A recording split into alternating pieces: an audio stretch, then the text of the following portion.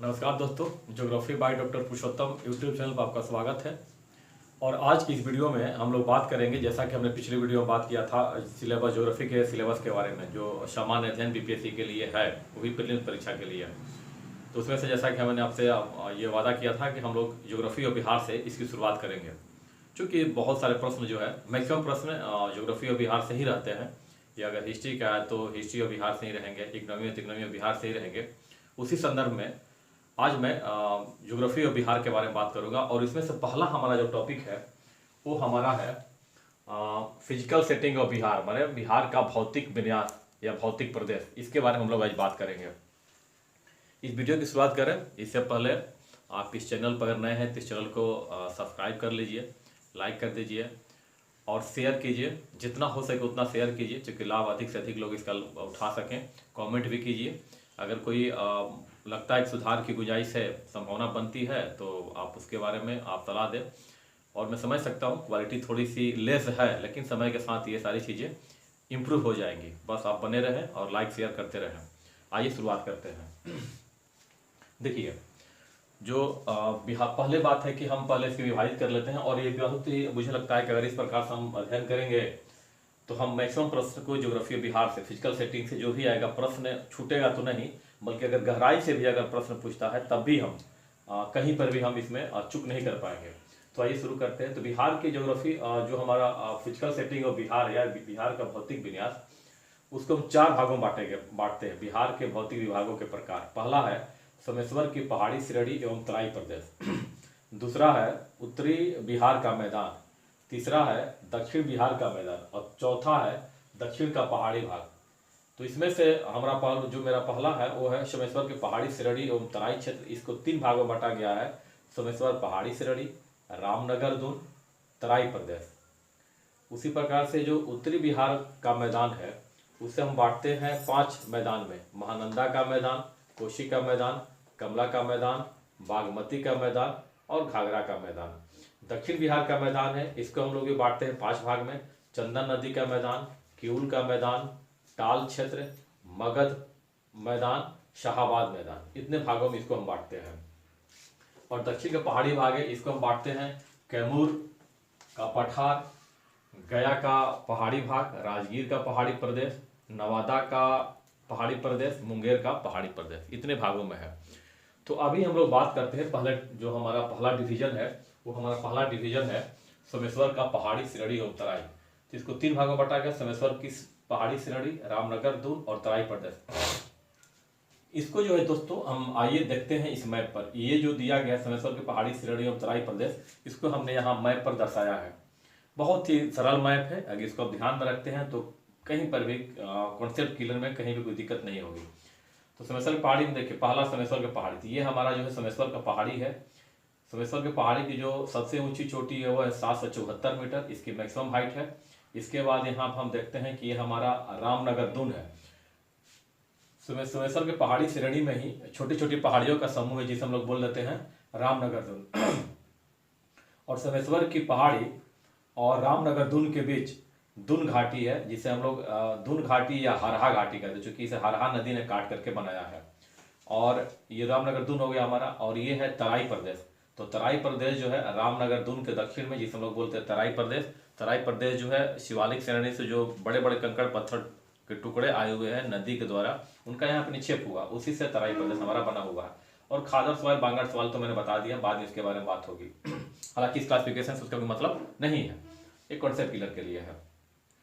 अब देखिए, प्रश्न आपसे पूछता है कि रामनगर दून की अवस्थिति कहाँ है? सोमेश्वर और तराई की, सोमेश्वर के उत्तर में, सोमेश्वर के दक्षिण में, तराई के उत्तर में, तराई के दक्षिण में, और सोमेश्वर और तराई के बीच में कैसे? किसी बात से प्रश्न आता है तो इस डायग्राम के द्वारा आप हल करने की स्थिति में रहेंगे, क्योंकि डायग्राम से स्पष्ट है कि दून घाटी या हरहा घाटी जो है सोमेश्वर पहाड़ी और रामनगर दून के बीच में यहाँ पर अवस्थित है।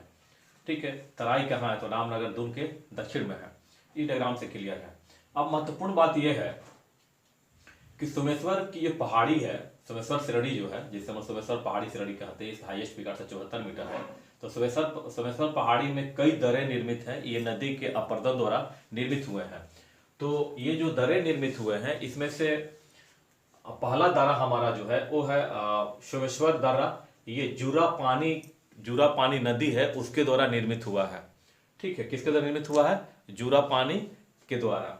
अगला है भिखना ठोरी, ये बना है कुदी नदी द्वारा। किसके द्वारा? कुदी नदी द्वारा। और अगला है मरवात दारा, ये हरहा नदी द्वारा निर्मित हुआ है। मरवात दारा हरहा नदी द्वारा निर्मित हुआ है। और दून भी जो है मेरा जो है वो हरहा नदी द्वारा ही निर्मित हुई है। तो ये हमारा हो गया समेश्वर के पहाड़ी श्रेणी और तराई क्षेत्र। अब दूसरा जो भौतिक प्रदेश है उसे हम लोग बोलते हैं बिहार का मैदान। तो बिहार के मैदान को हम लोग दो भागों में बांटते हैं। देखिए डायग्राम पे दिखाया गया, ये हमारा उत्तरी पहाड़ी प्रदेश है। ठीक है, हालांकि मैंने यहाँ लोगो नहीं दिया पे, लेकिन ये उत्तरी समेश्वर का पहाड़ी श्रेणी और तराई प्रदेश है। इंडेक्स देना मैं भूल गया। अच्छा, अब ये देखिए पूरा ये और ये दोनों कौन सा हमारा है? बिहार का मैदान है। बिहार के मैदान को दो भागों में बांटते हैं, उत्तरी बिहार का मैदान और दक्षिणी बिहार का मैदान। तो बात करते हैं उत्तरी बिहार के मैदान को। तो उत्तरी बिहार के मैदान में को चार भागों में बांटा गया है। महानंदा प्लेन मैदान, कोसी नदी मैदान, बागमती नदी मैदान और घाघरा नदी मैदान। ये चार भागों में इसको बांटा गया है। ठीक है। अच्छा, एक कमला नदी मैदान भी है, बीच में कोसी के बगल में यहाँ पर कमला नदी का मैदान है। मैं उसको मेंशन कर देता हूँ, कमला नदी मैदान। ये कमला प्लेन है, यहाँ पे कमला रिवर प्लेन। ठीक है। तो आप यहाँ सीक्वेंस ध्यान रखेंगे कि अगर कहीं सीक्वेंस अगर आ जाता है तो सीक्वेंस किस प्रकार से करेंगे। पूरब में हमारा जो है महानंदा का मैदान है, इसके बाद कोसी का, उसके पश्चिम में कमला नदी का मैदान, उसके बाद बागमती का मैदान, उसके बाद घाघरा का मैदान। तो घाघरा का मैदान जो है सर्वाधिक पश्चिम में और सर्वाधिक पूर्व में महानंदा का मैदान है। दक्षिण बिहार के मैदान की बात करते हैं तो दक्षिण बिहार के मैदान में हम बात करते हैं तो इसमें आप देखिए यहाँ पर चंदन नदी का मैदान है। यहाँ पर देखिए चंदन नदी का मैदान, केवल नदी का मैदान, यहाँ पर ये टाल मैदान है, इसके बाद मगध प्लेन, इसके बाद ये भोजपुर और शाहाबाद प्लेन हो जाएगा। यहाँ पर ये हमारा हो जाएगा शाहाबाद, ये हमारा है शाहाबाद प्लेन। ठीक है। जैसा कि हम जानते हैं कि शाहाबाद में 4 डिस्ट्रिक्ट इंक्लूड होते हैं, भोजपुर, रोहतास, कैमूर और बक्सर। तो सबको मिला करके शाहाबाद जिला, पहले प्रारंभिक दिनों में शाहाबाद जिला थे, बाद में समय के साथ इनका कई विभाजन हुआ। तो ये सब क्या हो गया? शाहाबाद प्लेन हो गया, उसके मगध होगा। तो इसको भी हम पश्चिम से पूरब या पूरब से पश्चिम इसको हम ध्यान कर लेंगे। टाल, ये जो रीजन है, टाल जो है ये गंगा नदी के दक्षिण में, गंगा के जो प्राकृतिक तटबंध है उसके दक्षिण में ये निर्मित हुआ है। ठीक है। अब यह जो है जो टाल हमारा जो प्रदेश है, ये जो हमारा गंगा नदी है, देख रहे गंगा नदी के समानांतर जो है, गंगा नदी में आकर कई नदियां मिलती है। मोहना हुआ या फिर क्यूल है, फल्गु है, पुनपुन है, खासतौर पर पुनपुन जो है आकर के गंगा में मिलती हैं। और ये नदियां समानांतर, प्राकृतिक तटबंध के समानांतर प्रवाहित होती हैं। तो यहाँ पर एक प्रकार का वाटर लॉगिंग एरिया बन जाता है गंगा के दक्षिणी किनारे पर, जिसे हम लोग बोल देते हैं टाल प्रदेश। ठीक है। तो ये जो प्राकृतिक, जैसे हमने दिखाया XY करके, ये प्राकृतिक तटबंध, ये प्राकृतिक तटबंध हो गया, नेचुरल लेवी। इसी के किनारे यहाँ पर नदियाँ आकर के समानांतर प्रवाहित होती हैं और वाटर लॉगिंग एरिया बनता है, जो कि सीधे जो है सहायक नदी का जल गंगा में नहीं मिल पाता है। तो यह वाटर लॉगिंग एरिया बन जाता है, जिसे हम लोग टाल प्रदेश बोल देते हैं। तो यही हमारा यहाँ से यहाँ तक टाल रीजन है। ठीक है। ये हो गया दक्षिण बिहार के मैदान के बारे में। अब उत्तर बिहार के मैदान और दक्षिण बिहार के मैदान की कुछ विशेषताएं हैं जिसको हमें जानना अति आवश्यक है। जैसे उत्तर बिहार के जो पूरा बिहार का जो मैदान है उसकी समुद्र तल से औसत ऊंचाई जो है 75 सेंटीमीटर से कम है। बिहार के मैदान की औसत ऊंचाई समुद्र तल से 75 सेंटीमीटर से कम है। औसत ढाल जो है बिहार के मैदान को 6 सेंटीमीटर प्रति किलोमीटर। समझ सकते हैं कि यहाँ कितना मंद ढाल है, 6 सेंटीमीटर प्रति किलोमीटर है। अब उत्तर बिहार में एक विशेष प्रकार की टोपोग्राफी पाई जाती है जिसे हम लोग चौर, मन या प्रत्यक्त झील या गोखुर झील कहते हैं। इसको चौर, मन या धार भी कहते हैं, धार। ठीक है। आइए देखते हैं क्या है। ये जो है नदी ऐसे प्रवाहित हो रही है और हम जानते हैं कि नदियाँ जो है अपने प्रौढ़ावस्था में और वृद्धावस्था में बलखाती हुई चलती हैं। और बलखाती हुई चलते हुए एक मियंडर नुमा विसर्पाकार आकृति बनाती हैं, जिसे हम लोग क्या बोल देते हैं?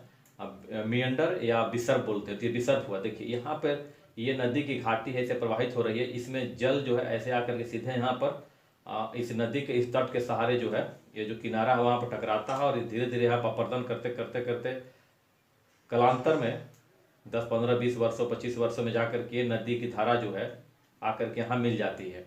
और जब यहाँ मिल जाती है तो ये भाग अपने आप में अलग हो जाता है, जो कि मैंने यहाँ दिखाया है।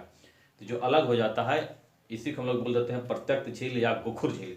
इसी को उत्तर बिहार में गोखुर झील भी बोलते हैं, प्रत्यक्ष झील भी बोलते हैं, या इसी को चौर बोलते हैं, या मन कह सकते हैं, या धार कह सकते हैं। ये उत्तर बिहार की खास विशेषता है, उत्तर बिहार के मैदान की। दक्षिण बिहार की नदियों में मिलता है लेकिन इसको दूसरे नाम से जाना जाता है, लेकिन उत्तर बिहार में इनकी बहुलता है। तो देखिए चौर, मन या धार, कुछ प्रमुख चौर, मन और धार हैं। जैसे कि पश्चिमी चंपारण में कौन है? टेटरिया मन, माधोपुर मन, लखनी, चौर। पश्चिमी चंपारण। पूर्वी चंपारण में है बहादुरपुर, सुंदरपुर, पिपरा मन, सिमरी मन, सरैया मन। ये कहाँ पर है? पूर्वी चंपारण में। ठीक है। अब जैसा कि मैंने बताया था कि गंगा नदी के दक्षिण किनारे पर प्राकृतिक तटबंध के सहारे नदियां उसके समानांतर कई किलोमीटर तक यात्रा करने के बाद गंगा में मिलती है। तो यहाँ पर वाटर लॉगिंग एरिया बन जाता है, जिसे हम लोग टाल बोलते हैं। टाल जो है तालाब का अभ्रंश है। टाल मतलब ताल, और ताल जो है तालाब का है, से बना हुआ है। तो इसको तालाब नुमा एक प्रदेश बन जाता है, उसी को हम लोग टाल बोलते हैं। तो टाल को जो एरिया बनता है, टाल को पटना में विशेषकर इसको हम लोग बोल देते हैं जल्ला। क्या बोल देते हैं? जल्ला। और लखीसराय और मोकामा में इसको बोल देते हैं बढ़ैया टाल, और मोकामा टाल नाम भी है, बढ़ैया टाल, मोकामा टाल, ये ठीक है। और ये जो है इसके बाद मोर टाल है और सिंघोल टाल है। तो टाल ही है, जला भी टाल है, बढ़ैया टाल तो नाम से लगा है, मोकामा में भी लगा है, मोर में भी, सिंघोल में भी। बस ध्यान रखना है कि जला भी हमारा क्या है, वो टाल ही है, जो पटना जिले में, जो पश्चिमी पटना जिला है उसमें ये अवस्थित है। तो ये हमारा हो गया बिहार के भौतिक प्रदेश के विभाजन के 3 भागों को, सोमेश्वर, उत्तरी बिहार का मैदान और दक्षिण बिहार का मैदान। अब मैं बात करूंगा दक्षिण का पहाड़ी भाग के बारे में। तो आइए हम बात करते हैं दक्षिण के पहाड़ी भाग के बारे में।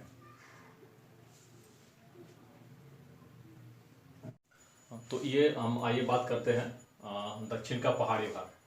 तो दक्षिण के पहाड़ी भाग को जो है हमने बांटा है गया का पहाड़ी प्रदेश, गया कैमूर का पठार, गया का पहाड़ी प्रदेश, राजगीर गिरिया का पहाड़ी, चौथा है नवादा की पहाड़ी, और 5वां है मुंगेर की पहाड़ी। तो आइए सबको देखते हैं। गया का कैमूर का पठार, कैमूर का पठार, इसके बाद गया का पहाड़ी प्रदेश।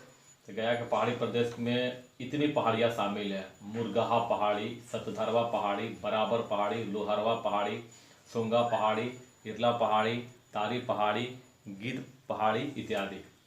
राजगीर गिरिया पहाड़ी में, यहाँ पे राजगीर गिरिया पर कई शिखर है जो काफ़ी महत्वपूर्ण है, जैसे उदयगिरी शिखर, विपुल गिरी शिखर, रत्नागिरी। अब इसी में से विपुल गिरी पर शांति स्तूप, जो गया का हमारा शांति स्तूप है बोध गया का, वो स्थापित है। इसकी ऊंचाई जो है 366 मीटर है। बात करेंगे भैया। इसके बाद नवादा का पहाड़ी में है। तो नवादा के पहाड़ी में देखें, नवादा का पहाड़ी प्रदेश हमारा है टिकटिकवा पहाड़ी, गिधार पहाड़ी, बेतिया पहाड़ी, शेखपुरा पहाड़ी, चकाई पहाड़ी, दुर्वा शाही, महाबहार पहाड़ी, श्रृंगीरेखी पहाड़ी। इसी पर ककोलत और प्रपात और मुहाना जल प्रपात है। और मुंगेर के पहाड़ी में और खड़गपुर के पहाड़ी है। ये प्रश्न पूछा है, आपने देखा होगा कि प्रश्न बस खड़गपुर पहाड़ी से प्रश्न आया हुआ। इसके अलावा अन्य भी प्रश्न आया हुआ है, राजगीर से संबंधित क्वेश्चन बीपीएससी में आया हुआ है, ज्योग्राफी ऑफ बिहार से। आइए तो फिर से शुरुआत करते हैं इसको। देखिए, जब हम बात करते हैं कैमूर का पठार के बारे में, तो कैमूर का पठार जो है, ये देखिए यहाँ पे हमारी सोन नदी हो गई, सोन नदी है। यहाँ पर उत्तर कोयल नदी सोन नदी में आकर मिलती है, और सोन नदी आकर के यहाँ पर गंगा नदी में मिल जाती है। तो सोन नदी के पश्चिम का भाग ये जो है रोहतास का पठार है। रोहतास के पठार के उत्तर में रामधीरा पहाड़ है। रामाधीर पहाड़ी अलग लिखा जाता है, लेकिन रामाधीर या रामाधीरा पहाड़ है। ठीक है। रोहतास पठार की जो सबसे ऊंची चोटी है वो है रोहतासगढ़, जिसकी सर्वाधिक ऊंचाई है 495 मीटर। अकबर का किला यहाँ पे यहीं पर अवस्थित है। इसके बाद हम आते हैं रोहतास पठार के बाद, कैमूर पठार के बाद हम आते हैं गया का पहाड़ी प्रदेश। गया के पहाड़ी प्रदेश में जब हम आते हैं तो मुरगहा पहाड़, सतधरवा, ये जो भी बताया मैंने आपके सारा का सारा पहाड़ है। लेकिन गया की एक स्पेशल स्थिति है जो कि आपके प्रश्न में पूछा जा सकता है कभी भी, कि गया देखा होगा आपने ठंडे के दिनों में सर्वाधिक ठंड पड़ती है और गर्मी के दिनों में सर्वाधिक गर्मी पड़ती है। तो क्या वजह है? देखिए, ये हमारा गया है। गया के उत्तर ये पहाड़ियाँ जो है तो हैं ही, इसके अलावा गया के चारों तरफ में है। इसके उत्तर में रामशिला पहाड़ी है, पश्चिम में कटारी पहाड़ी है, दक्षिण में ब्रह्मयोनी पहाड़ी है और पूर्व में बराबर की पहाड़ी है। इन पहाड़ियों, चूंकि गया चारों तरफ से पहाड़ियों से घिरा हुआ है, ठंडे के दिनों में पहाड़ियाँ पूरी ठंडी हो जाती है तो गया में ठंड बढ़ जाती है। और गर्मी के दिन में इनका तापमान पहाड़ियों का बढ़ जाता है तो इसका इफेक्ट गया पर पड़ता है, जिसके कारण यहाँ तापमान भी सर्वाधिक होता है। बाकी ये सारी पहाड़ियाँ यहाँ पर जो है सो दिखाया हुआ है, इसको देख लीजिए। गया पहाड़ी प्रदेश कहाँ है ये। इसके बाद राजगीर गिरिया के में जैसे हमने बताया, उदयगिरी और विपुलगिरी और रत्नागिरी, इस सर्वाधिक ऊंची चोटी जो है 366 मीटर है। अब बात करते हैं हम यहाँ पे नवादा के पहाड़ी प्रदेश के बारे में। तो जो नवादा के पहाड़ी प्रदेश के बारे में बात करते हैं तो यहाँ पर देखिए टिकटिकवा, गिधार, बेतिया, शेखपुरा, चकाई, दुर्वाशाही, महाबार, श्रृंगी रेखी पहाड़ी जो है नवादा में ही है। और नवादा में से जो है श्रृंगी रेखी पहाड़ी पर, चूंकि यहाँ पर लोमस ऋषिवर का आश्रम था, कई दुर्वासा ऋषि का आश्रम था, इसीलिए श्रृंगी रेखी पहाड़ी को कई नामों से जाना जाता है। और यहीं से जो है ककोला जलप्रपात और मुहन्ना जलप्रपात निकलता है श्रृंगी रेखी से, जो कि नवादा में है। और कैमूर के पहाड़ी में जो है, मुंगेर के पहाड़ी में, खड़गपुर के पहाड़ी, प्रश्न इससे आए हुए हैं, आप ध्यान से देखेंगे। अब देखिए मैंने यहाँ पे लोकेशन कुछ को दर्शाया है, जैसे मैंने यहाँ रोहतास पठार के बाद में देखिए ये औरंगाबाद और गया में, सौ मतलब औरंगाबाद, ग मतलब यहाँ गया लिखा हुआ है। यहाँ पर डुमरिया उच्च भूमि है। तो डुमरिया उच्च भूमि का विस्तार कहाँ पर है? औरंगाबाद और गया में। ये राजगीर के पहाड़ी है। राजगीर पहाड़ी कहाँ है? गया और नवादा में, नालंदा में। गया और नालंदा में कौन सी है? राजगीर की पहाड़ी है, जो कि हमने यहाँ पे है राजगीर गिरिया वाली। इसके बाद यहाँ देखिए टिकटिकवा श्रृंखला, ये कहाँ है? नवादा में है, जमुई में है। नवादा और जमुई में कौन सा है हमारा? टिकटिकवा श्रृंखला है, टिकटिकवा श्रृंखला है। इसके बाद एक सेकेंड, थोड़ा सा ये है नवादा, हाँ देखिए टिकटिकवा श्रृंखला, थोड़ा ध्यान रखेंगे। टिकटिकवा श्रृंखला जो है सिर्फ नवादा में है, और गिधार श्रृंखला जो है नवादा और ये जमुई दोनों जगहों पे है। ये जहानाबाद नहीं है, जमुई है। तो टिकटिकवा श्रृंखला जो सिर्फ नवादा में है, और गिधार श्रृंखला जो है नवादा और जमुई दोनों जिलों में अवस्थित है। इसके बाद बेतिया का पहाड़ी जमुई में है। बेतिया डिस्ट्रिक्ट अलग है जो कि यहाँ पर है, उसको जो पश्चिमी चंपारण का जो हेडक्वार्टर है वो कौन सा है? बेतिया है। तो बेतिया शहर यहाँ पर है, लेकिन बेतिया पहाड़ी यहाँ पर है जो कि जमुई में है, इसको ध्यान रखेंगे। ऐसा ना कि बेतिया पहाड़ी कहाँ है, आप जमुई, आप पश्चिमी चंपारण लगा के चले आए, कहाँ पर है वो? जमुई में है। और ये देखिए खड़गपुर की पहाड़ी जो है लखीसराय, मुंगेर और जमुई, 3 डिस्ट्रिक्ट में ये विस्तृत है खड़गपुर की पहाड़ी, लेकिन बेसिकली इसका विस्तार जो है मुंगेर में ही है। इसके बाद ये एक अलग से है दक्षिण बिहार में राजमहल की पहाड़ी जो है, ये हमारा राजमहल की पहाड़ी है, जो कि भागलपुर बिहार में और साहिबगंज झारखंड के बॉर्डर पर अवस्थित है। इसी राजमहल पहाड़ी के कारण यहाँ पर गंगा नदी जो है थोड़ा सा उत्तर की तरफ जो है यू शेप्ड में यहाँ पर मुड़ जाती है। इसकी अवस्थिति जो होती है इस प्रकार से होती है, ऐसे आती है और इस प्रकार से ऐसे मुड़ जाती है और आगे की तरफ ऐसे निकल जाती है। तो ये पहाड़ियाँ हैं। अगर आप ये तय मानिए कि अगर इसको आप सही प्रकार से अध्ययन करते हैं तो यहाँ से प्रश्न आपके नहीं छूटेंगे। और ध्यान रखेंगे कि बिहार के भौतिक प्रदेश से जो है physical division of setting of Bihar या फिजिकल डिवीजन ऑफ बिहार से यहाँ से प्रश्न आते हैं, और लड़कों के यहाँ पर बहुत ज़्यादा परेशानी होती है और प्रायः लोग गलत करके चले आते हैं। तो मेरा सुझाव होगा कि आप इसको जो है ध्यान से, हो सके तो कॉपी पर आप video.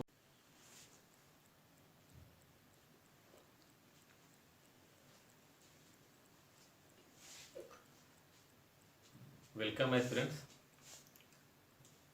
Geography by doctor Purushottam YouTube channel पर स्वागत है। अभी इस वीडियो में हम लोग बात करेंगे, इस सेशन में हमारी बात होगी geological structure of India, geology of Bihar या जियोलॉजिकल स्ट्रक्चर ऑफ बिहार, जिसे हिंदी में बोलते हैं बिहार की भूगर्भिक संरचना। इससे प्रश्न बीपीएससी में प्रारंभिक परीक्षा में रहते हैं और इस टॉपिक को हम लोग ध्यान से समझेंगे। यहाँ पर गलती करने की संभावना बहुत बन जाती है। ये बहुत ही कंसेप्चुअल टॉपिक है, इसलिए इस टॉपिक को आप ध्यान से समझेंगे। ये बोर्ड तो आप लोगों ने देखा होगा, देखने से आप लोगों को काफ़ी उलझन भरा लग रहा होगा, लेकिन ऐसा है नहीं। हमने इस प्रकार से इसको प्रस्तुत किया, बड़ा लग रहा है क्योंकि आपका कंसेप्ट क्लियर हो, कुछ भी आप प्रश्न करने की स्थिति में रहे, क्योंकि कट ऑफ की क्या स्थिति आपको पता है। तो मैं इस वीडियो की शुरुआत करूं इससे पहले आपसे ये एक आग्रह है कि आप इस चैनल को सब्सक्राइब करें, लाइक करें और जितना हो सके इसको शेयर करें। कमेंट्स भी ज़रूर करें, कमेंट्स जो करें तो आपका फीडबैक मुझे पता चलता है और अभी तक कुछ कमेंट आए तो उससे मुझे एक ऊर्जा मिलती है कि आप इसको पसंद कर रहे हैं। तो अपने कमेंट को जारी रखें, लाइक करें, सब्सक्राइब करें और शेयर भी करें। तो आइए देर न करते हुए शुरुआत करते हैं। देखिए,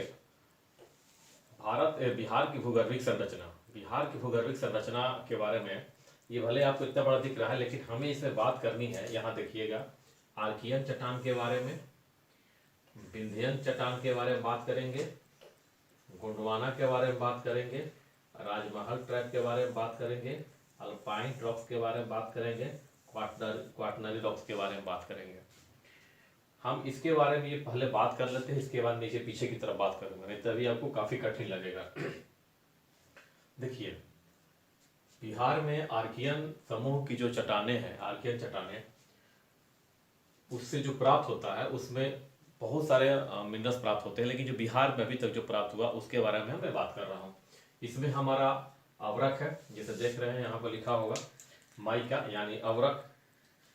आर्कियन समूह चट्टानों से क्या मिलेगा? अवरक, माइका, गोल्ड, सोना, एटॉमिक मिनरल्स, आणविक संसाधन, इसके बाद मैग्नीज, सीस्ट, स्लेट और नीस, ये बिहार के से प्राप्त होते हैं आर्कियन रॉक्स से।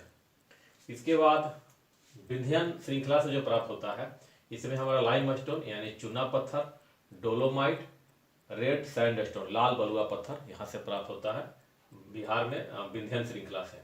इसके बाद हमारे यहाँ द्रवियन का, बिहार में द्रवियन का कोई भी चट्टान नहीं पाया जाता है। इसके बाद हम बात करते हैं गोंडवाना के बारे में। तो गोंडवाना, ये यहाँ पे कोयला का निक्षेप देखने को मिलता है, कोल डिपोजिट, कोयला निक्षेप है। और राजमहल ट्रैप हम देखते हैं भागलपुर में है। अल्पाइन जो चट्टाने हैं वो हमारे सोमेश्वर हिल्स, रामनगर दून, ये अल्पाइन हिल्स, अल्पाइन चट्टाने, इसको लोग टर्शियरी चट्टाने भी कहते हैं या अल्पाइन चट्टान कहते हैं। और अगला है क्वाटरनरी चट्टान। इसमें हमारा जो है जितना भी बिहार का मैदान का निर्माण हुआ, प्लेन ऑफ बिहार, वो क्वाटरनरी काल में ही बना हुआ है। यहाँ पर क्वाटरनरी चट्टाने पाई जाती है। अब ये है कि आर्कियन चट्टाने पाई कहाँ कहाँ जाती है। देखिए, गया है, मुंगेर है, शेखपुरा, जमुई, बांका, औरंगाबाद, नवादा, ये बिहार की जो दक्षिणी जिले हैं उन सभी अधिकतर जिलों में हमारा आर्कियन चट्टाने पाया जाता है। रोहतास, औरंगाबाद इसमें नहीं है, नहीं तो रोहतास, औरंगाबाद छोड़ करके, रोहतास और औरंगाबाद छोड़ करके, रोहतास, कैमूर, औरंगाबाद छोड़ करके बाकी ये सारे के सारे जो दक्षिण के जिले हैं, यहाँ पर ये चट्टान, आर्कियन समूह की चट्टाने पाई जाती हैं।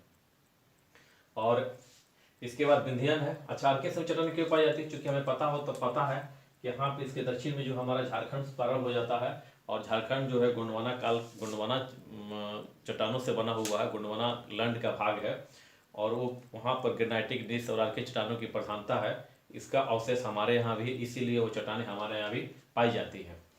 अब विंध्यन समूह, विंध्यन चट्टानें कहाँ कहाँ पाई जाती है? ये हमारा रोहतास है, औरंगाबाद, ये रोहतास और औरंगाबाद में विंध्यन चट्टानें पाई जाती हैं।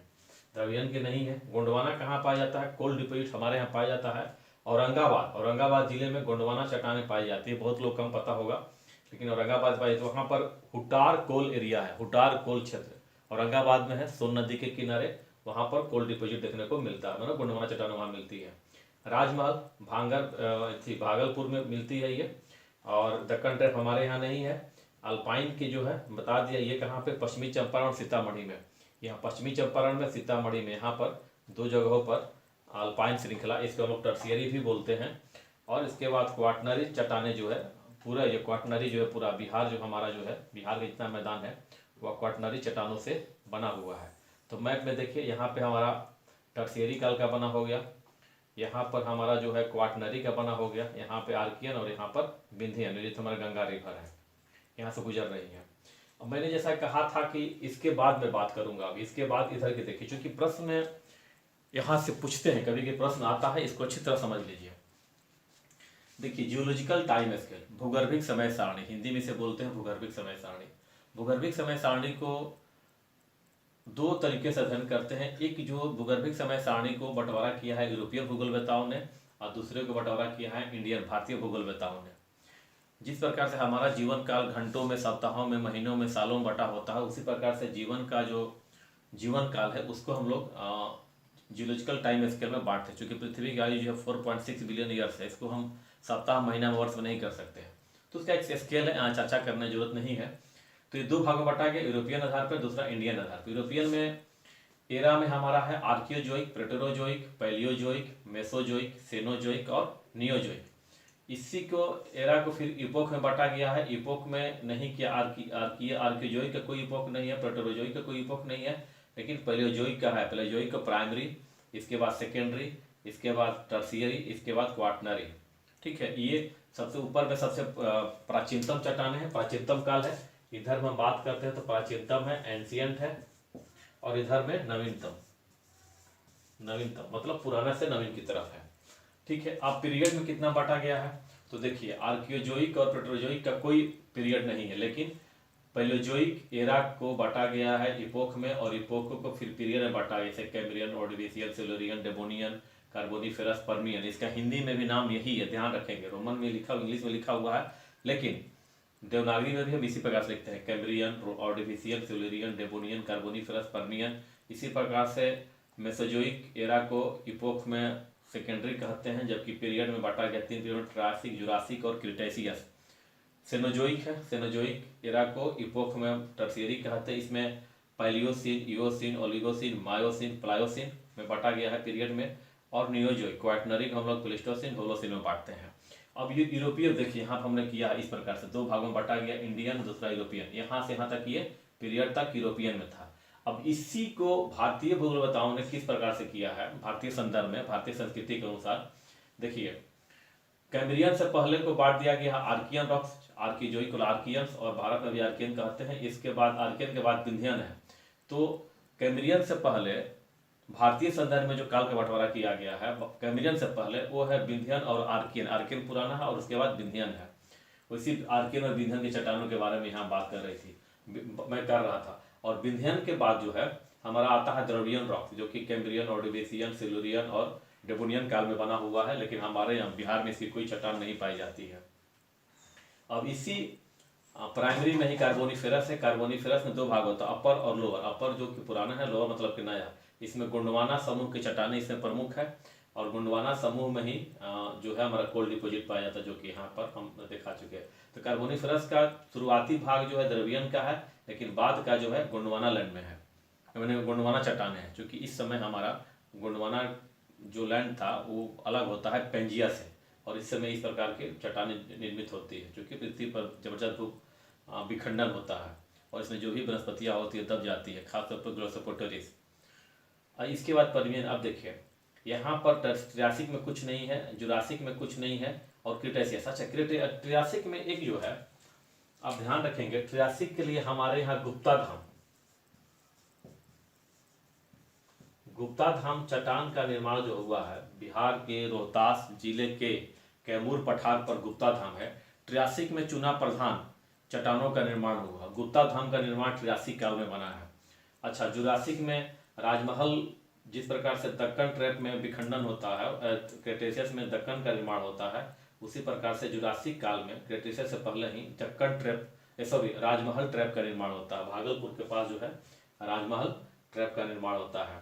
इसके बाद Pliocene, eosin, Oligocene, Miocene, Pliocene. इस काल में बिहार में ये जो हिमालय का ही भाग है, यहाँ पर सोमेश्वर की पहाड़ी और ये सीतामढ़ी का थोड़ा सा भाग है, वो कब बनता है, अल्पाइन काल में। अल्पाइन चट्टानों का यहाँ पे समूह देखने को मिलता है। और ये पीरियड कौन सा होता है, पैलियोसिन, इओसिन, ओलिगोसिन, मायोसिन और Pliocene.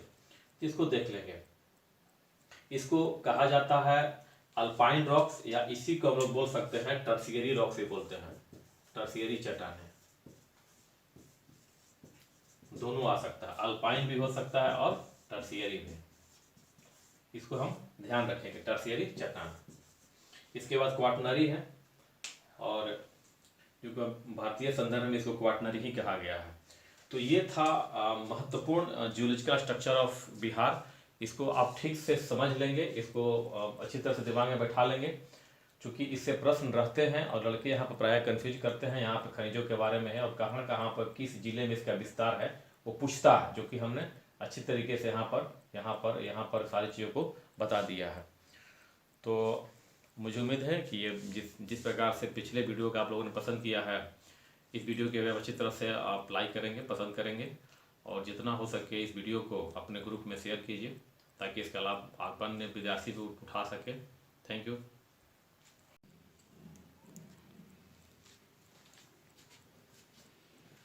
Welcome students, geography by doctor Purushottam YouTube channel पर आपका स्वागत है।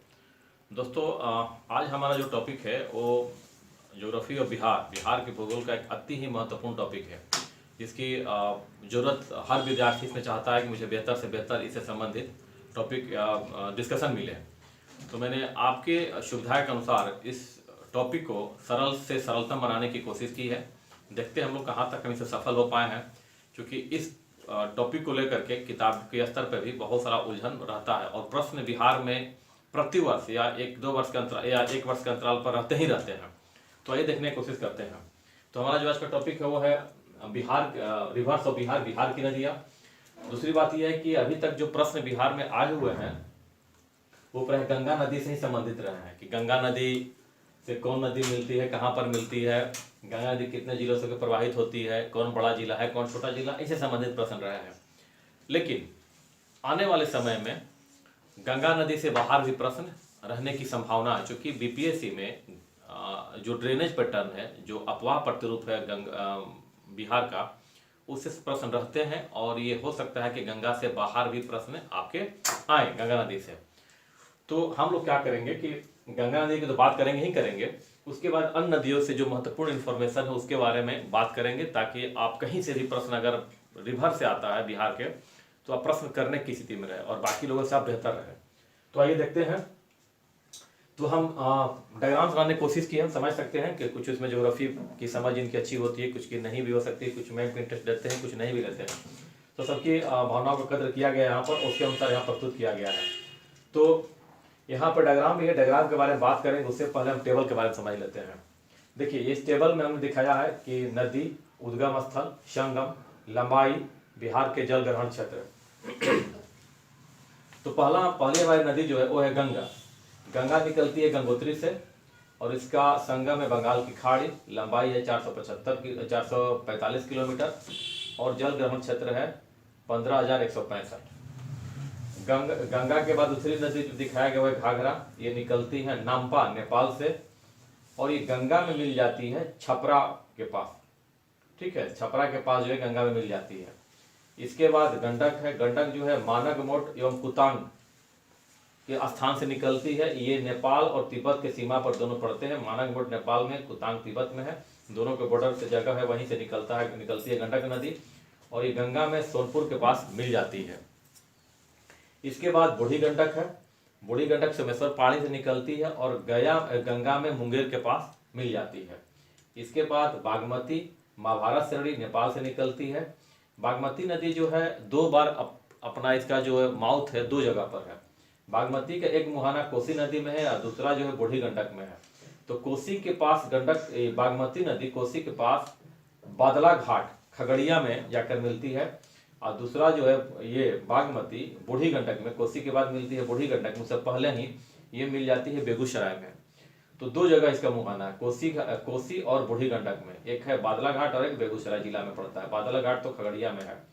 इसके बाद बात करते हैं कमला नदी। कमला नदी जो है बागमती में मिलती है समस्तीपुर के पास।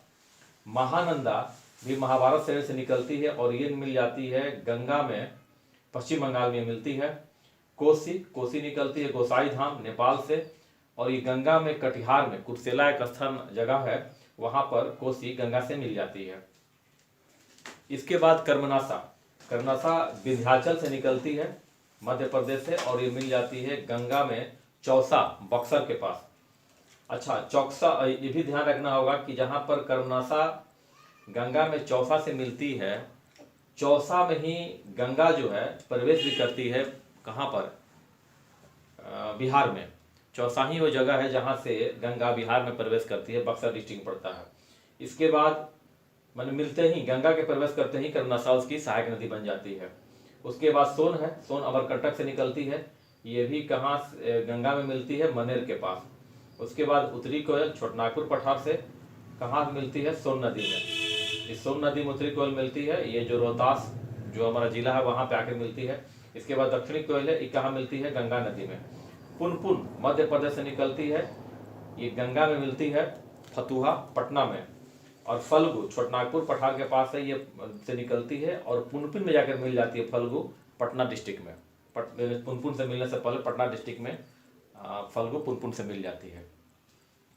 देखिए यहाँ पर लंबाई का ऑर्डर दिया, अभी तो प्रश्न पूछा नहीं है, लेकिन अगर प्रश्न आ सकते हैं तो बिहार में नदियों की लंबाई में सबसे अधिक लंबाई जो है वो है गंगा की 445 किलोमीटर, सेकंड पे है 394 किलोमीटर बागमती की, और कमला की है 376 किलोमीटर, थर्ड स्थान पे आता है। जब कैचमेंट एरिया की बात आती है तो कैचमेंट एरिया में पहला स्थान पे आता है सोन। सोन का कैचमेंट एरिया बहुत बड़ा है, गंगा से भी 15,820 वर्ग किलोमीटर।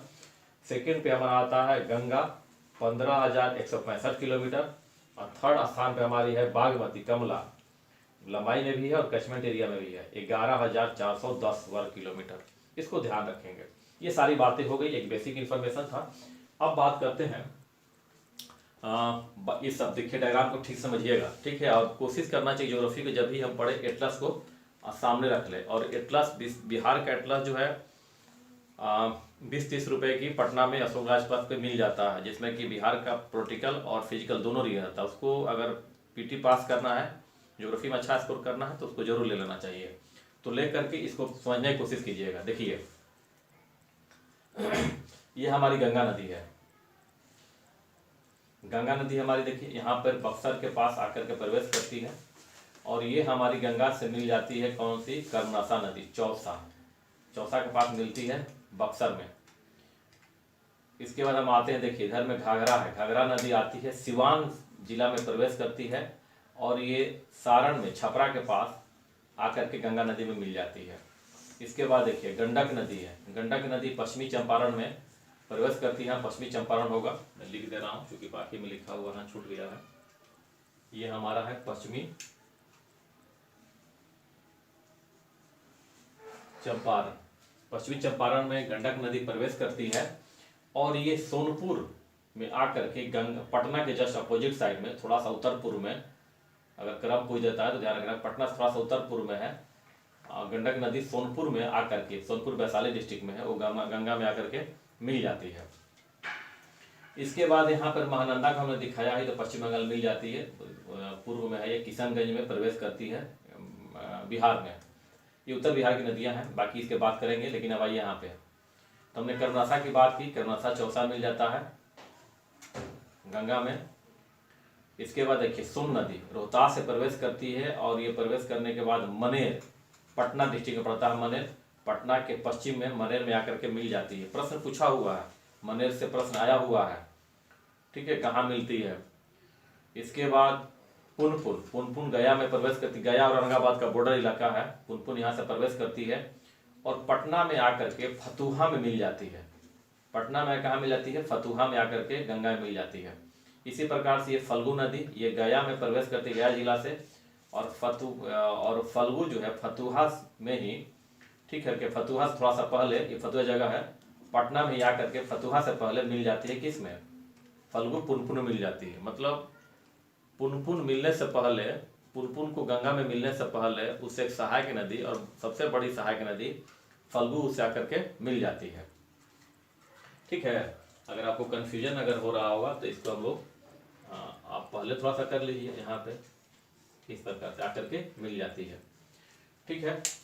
अब जो है बात करते हैं हम लोग, ये हो गया, तो ये हमने मेजर नदी के बारे में देख लिया। अब बात करते हैं जो हम, या जो कॉम्प्लिकेटेड है, जो कि गंडक के बाद की जो है, जो कि मैप पे काफ़ी कॉम्प्लिकेटेड हो जाता है, तो हमने अलग से बना दिया है। देखिए ध्यान से इसको समझने की जरूरत है, क्योंकि कॉम्प्लिकेटेड यही है।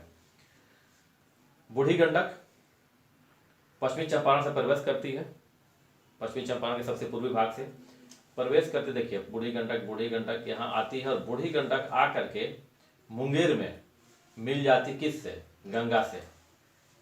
बूढ़ी गंडक, देखिए हमने दिखाया है कि बूढ़ी गंडक गंगा से मुंगेर में मिल जाती है, तो बूढ़ी गंडक आ करके मुंगेर में गंगा से मिल जाती है।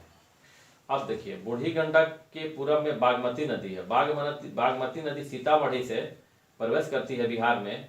और बागमती, देखिए बागमती आने के बाद यहाँ पर जो है ये दो भाग में बढ़ जाती है। इसकी एक शाखा यहाँ पर है जो कि बेगूसराय में है, और दूसरी शाखा चली जाती कोसी में। बागमती महाभारत श्रेणी से एक शाखा कोसी में, दूसरी बूढ़ी गंडक में मिल जाती है। देखिए वही बागमती एक शाखा कोसी में आकर मिल जाती है बदला घाट खगड़िया के पास, और दूसरी इसकी एक शाखा जो है वो मिल जाती है बेगूसराय में। किसका? बागमती का। ठीक है, यहाँ पे हम लोगों ने इतना देख लिया। अब देखिए कमला और बलान दो नदियां जो है मिल जाती है पिपरा घाट में। कमला निकलती है मधुबनी डिस्ट्रिक्ट से, और कमला और बलान मिल जाती है पिपरा घाट मधुबनी डिस्ट्रिक्ट में ही। दोनों आप मिल जाती है। इसके बाद कमला बलान के नाम से आगे बढ़ती है।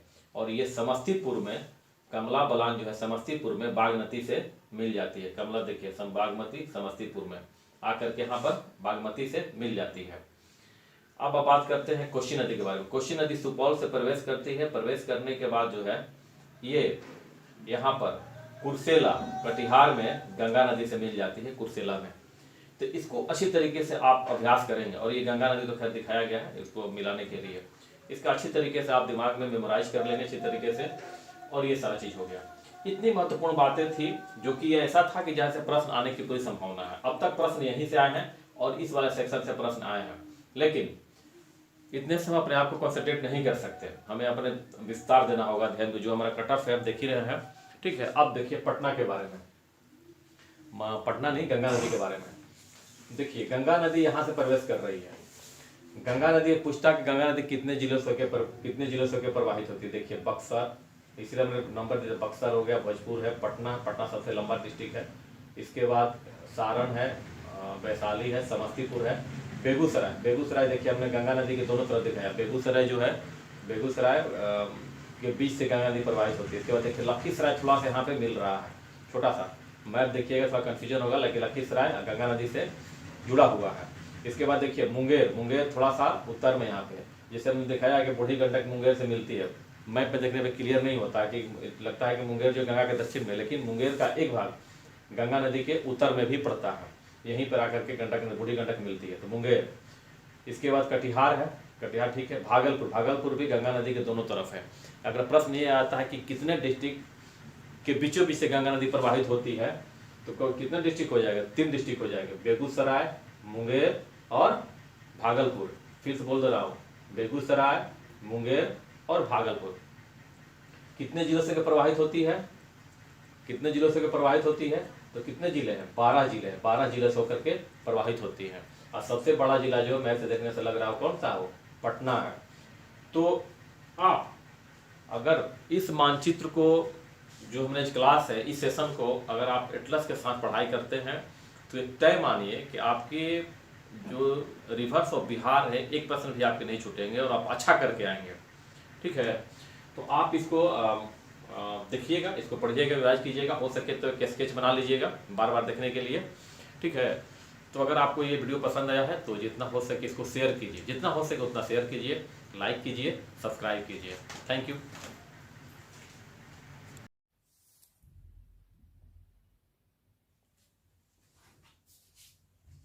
वेलकम है students, geography by doctor Purushottam YouTube channel पर आपका स्वागत है।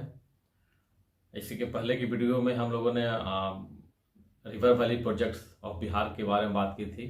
अभी इस वीडियो में बात करेंगे सॉइल ऑफ बिहार, बिहार की मृदा। तो बिहार की मृदा के बारे में अभी इसके बारे में बात करेंगे। जो बिहार की मृदा से प्रश्न जो आते हैं वो मुख्यतः मृदा के वितरण से आते हैं। जैसे जो प्रश्न आया हुआ है, एक प्रश्न आया हुआ है कि पिडमोंट सॉइल के बारे में, कि पिडमोंट सॉइल कहाँ पाई जाती है। इसी प्रकार से एक बार क्वेश्चन आया हुआ है, दिया है कि खादर मृदा किस क्षेत्र में पाई जाती है, और 1 2 3 4 करके उसमें डिस्ट्रिक्ट का समूह दिया है कि किन किन डिस्ट्रिक्टों में, 2 4 5 डिस्ट्रिक्टों से पूछा है। तो प्राय अभी तक जो प्रश्न आए हैं मृदा के वितरण से ही रहे हैं, और आगे भी जो प्रश्न होगा मृदा के वितरण से ही रहने की पूरी संभावना है। तो इसी बात को ध्यान में रख करके हमने इस सेशन को हम लोग कर रहे हैं। तो आइए बात करते हैं मृदा वितरण के बारे में। तो पहली बात तो ये है कि मृदा कहते किसे, यानी मिट्टी से हम क्या समझते हैं।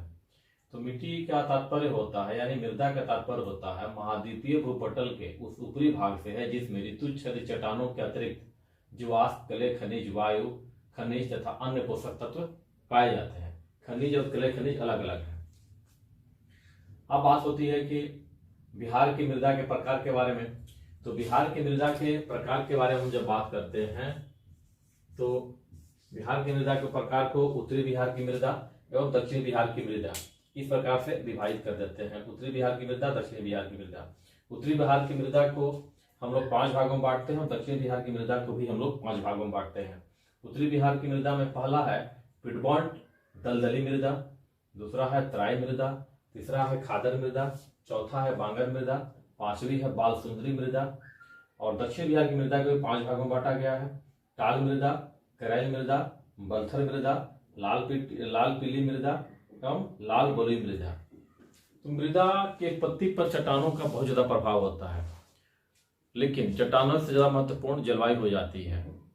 एक ही जलवायु में 2 या 2 से विभिन्न प्रकार की जो भी चट्टानें होती है सेम जलवायु प्रदेश में एक ही प्रकार की मृदा का निर्माण करती है।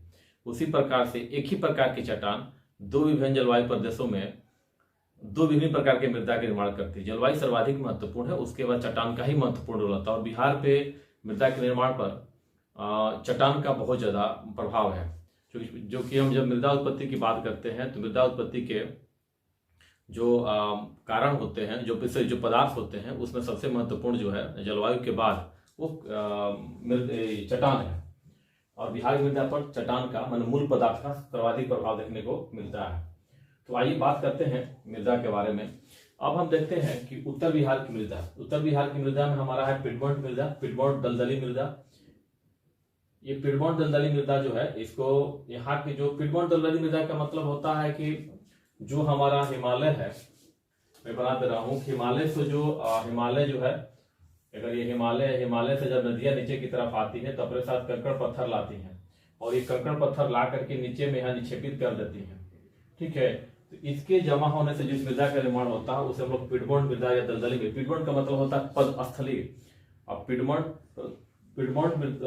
दलदली मृदा का मतलब होता है पदस्थली दलदली मृदा। मतलब जो पर्वत के निचले हिस्से में, पर्वत पादीय भाग में है, उसके पदस्थली में है, उसी को हम लोग बोल देते हैं पिटमॉन्ट मृदा। तो इसके बदले में पिटमॉन्ट बदले में पदस्थली शब्द भी आपको एग्जाम में हो सकता है, लेकिन अंग्रेजी वर्ड पिटमॉन्ट जरूर रहेगा।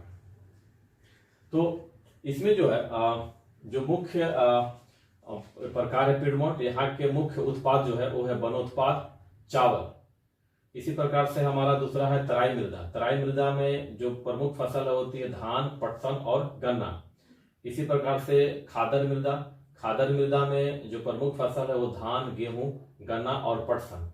और बांगर मृदा की प्रमुख फसल है धान, गेहूं, अरहर, ज्वार और बाजरा। और बाल सुंदरी मृदा का है लीची, आम, केला, तंबाकू और गन्ना। ये प्रमुख यहाँ की फसलें हैं, लीची, आम, केला, तंबाकू और गन्ना। बाल सुंदरी को ध्यान में रखेंगे, हालांकि खादर से प्रश्न आया हुआ है। अब प्रश्न ये उठता है कि खादर मृदा क्या है और बांगर मृदा क्या है। तो खादर मृदा जो होती है, ये नवीन जलोढ़ मृदा है, यानी नवीन जलोढ़ मृदा है, नवीन जलोढ़ मृदा है। प्रतिवर्ष बाढ़ आने के बाद नदियां अपने साथ लाए और साथ को निक्षेपित कर देती है, उसी से नवीन इस मृदा का, खादर मृदा का निर्माण होता है, जलोढ़ मृदा का निर्माण होता है। ये सर्वाधिक उपजाऊ मृदा है। इसके बाद बांगर मृदा। बांगर मृदा जो है पुरानी जलोढ़ मृदा है, पुरानी जलोढ़ मृदा। पुरानी जलोढ़ मृदा का मतलब ये है कि यहाँ पर नदियों का जल नहीं पहुंच पाता है। कभी ये नवीन जलोढ़ मृदा थी, मतलब कभी ये खादर मृदा थी, लेकिन वर्तमान समय में ये बांगर मृदा में तब्दील हो गई है। तो ये पुरानी जलोढ़ मृदा है। बांगर पूछता है कि इसमें से कौन सी पुरानी मृदा है, तो कौन सा हो जाएगा बांगर, और नवीन पूछेगा तो कौन सा हो जाएगा खादर। ये ध्यान रखेंगे। तो यहाँ पर हमारा हो गया। और एक महत्वपूर्ण चीज एक और है कि बाल सुंदरी मृदा जो है, बाल सुंदरी मृदा में कैल्शियम, मतलब कि चूना की मात्रा जो होती है, चूना की प्रतिशत जो है 30% के लगभग होती है। ये चूना प्रधान मृदा है बाल सुंदरी। इसी वजह से यहाँ पे लीची, आम, केला, तंबाकू और गन्ना की खेती होती है, क्योंकि इसमें कैल्शियम के कणों की मात्रा अधिक होती है। कैल्शियम के कण तो हमारे ये इसमें भी पाए जाते हैं, जो पुरानी जोड़ मृदा है इसमें भी कैल्शियम के कण पाए जाते हैं, लेकिन यहाँ पर कैल्शियम के कण जो होते हैं वो बालसुंदरी से कम होते हैं बांगर मृदा में। ठीक है, अब हम बात करते हैं दक्षिण बिहार की मृदा के बारे में। तो दक्षिण बिहार की मृदा में हमारा है टाल मृदा, करैल मृदा, बलथर मृदा, लाल पीली मृदा एवं लाल बलुई मृदा। टाल मृदा जो है इसमें प्रमुख फसल जो है रबी है, रबी फसल जो है इसमें जैसे तिलहन दलहन। करैल मृदा में धान और गेहूं। करैल मृदा जो है काली मृदा के समान मृदा है, ये बिल्कुल काली मृदा के समान होती है, काली मृदा के समान मृदा है।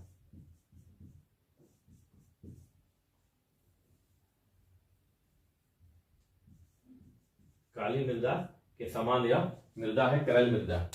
चूंकि यह भी काली मृदा भी जो है जब इसमें नमी आ जाती है, वर्षा जल जब इसको प्राप्त हो जाता है, जल प्राप्त हो जाता है तो चिपचिपी हो जाती है, और जब ही ये शुष्क हो जाती है, मतलब नमी इससे गायब हो जाता है इस मृदा से, तो मृदा फटने लगती है, जिसे हम लोग बोलते हैं स्वतः जुताई कर लेती है, जिस प्रकार से काली मृदा करती है। इसीलिए इस मृदा का गुण पूरी तरह से काली मृदा के समान है। नमी पाने पर चिपचिपी हो जाती है और सूखने पर ये विखंडित टूट जाती है, दरार आ जाता है, टूटने में तो दरार आ जाता है। इसे हम लोग करैल मृदा में धान और गेहूं है। बलथर मृदा में अरहर, ज्वार, बाजरा यहाँ ये पाए जाते हैं। लाल पीली मिट्टी में जो है मोटे अनाज और दलहन, और लाल बलुई मृदा में जो है और ज्वार बाजरा पाया जाता है, इसकी उपज इसमें होती है। अब इसका क्षेत्र कौन कौन सा है, क्योंकि वितरण सर्वाधिक महत्वपूर्ण है बीपीएससी के प्रारंभिक परीक्षा के ख्याल से। तो पिडमॉन्ट मृदा जो है पश्चिमी चंपारण जिले में पाई जाती है। ठीक है, अगर हम लोग एटलस पे इसको देख बिहार का मानचित्र बना के इसको दर्शा भी लेंगे। तराई मृदा जो है चंपारण से लेकर किशनगंज तक पाई जाती है, तराई मृदा। खादर मृदा उत्तरी बिहार में और गंगा से सटे दक्षिणी बिहार में भी खादर मृदा की प्रधानता है, ये ध्यान रखने की बात है।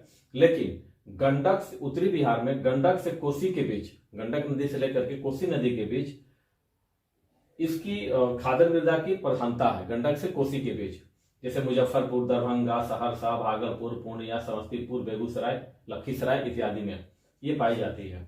अब है बांगर मृदा जो है पुरानी जोड़ मृदा है, और यह जो है गया, रोहतास, मुंगेर, अररिया, गोपालगंज, सीवान, सारण इत्यादि में पाई जाती है।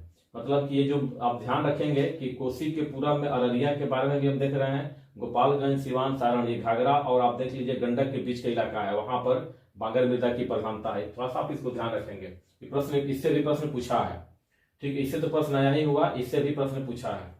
अब जो है बालसुंदरी मृदा, ये मुजफ्फरपुर, वैशाली, दरभंगा, सहरसा, समस्तीपुर में भी पाया जाता है, लेकिन सर्वाधिक इसकी जो है उपलब्धता है वो मुजफ्फरपुर और वैशाली, दरभंगा जिलों में है। टाल मृदा जो है, ये टाल हम लोगों ने जब हम लोग बात करते हैं नदी के बारे में बात कर रहे थे, तो वहां पर टाल की बात हम लोगों ने की थी कि टाल क्षेत्र का निर्माण होता है। तो यहाँ पर टाल मृदा जो है ये हमने बताया था कि गंगा नदी के दक्षिणी भाग के किनारे जब नदियां उससे मिलने से पहले गंगा नदी के समानांतर कई किलोमीटर तक आगे की तरफ बढ़ जाती है, जिसके कारण जल जमाव का इलाका बन जाता है, जिसे हम लोग टाल बोलते हैं। तो टाल जो इलाका होता है जब दक्षिण पश्चिम मानसून से जब अधिक वर्षा होती है तो उसमें पूरा जल प्लावित इलाका हो जाता है, पूरा जलमग्न रहता है। तो दक्षिण पश्चिम मानसून के समय में यानी खरीफ के समय में यहाँ पर कोई फसल नहीं होती है, लेकिन जब भी दक्षिण पश्चिम मानसून का वापसी हो जाता है और यहाँ से पानी पूरा का पूरा गंगा नदी मिल जाता है या फिर सूख जाता है, तो यहाँ पर खरीफ फसल जो रबी फसल का उत्पादन होता है।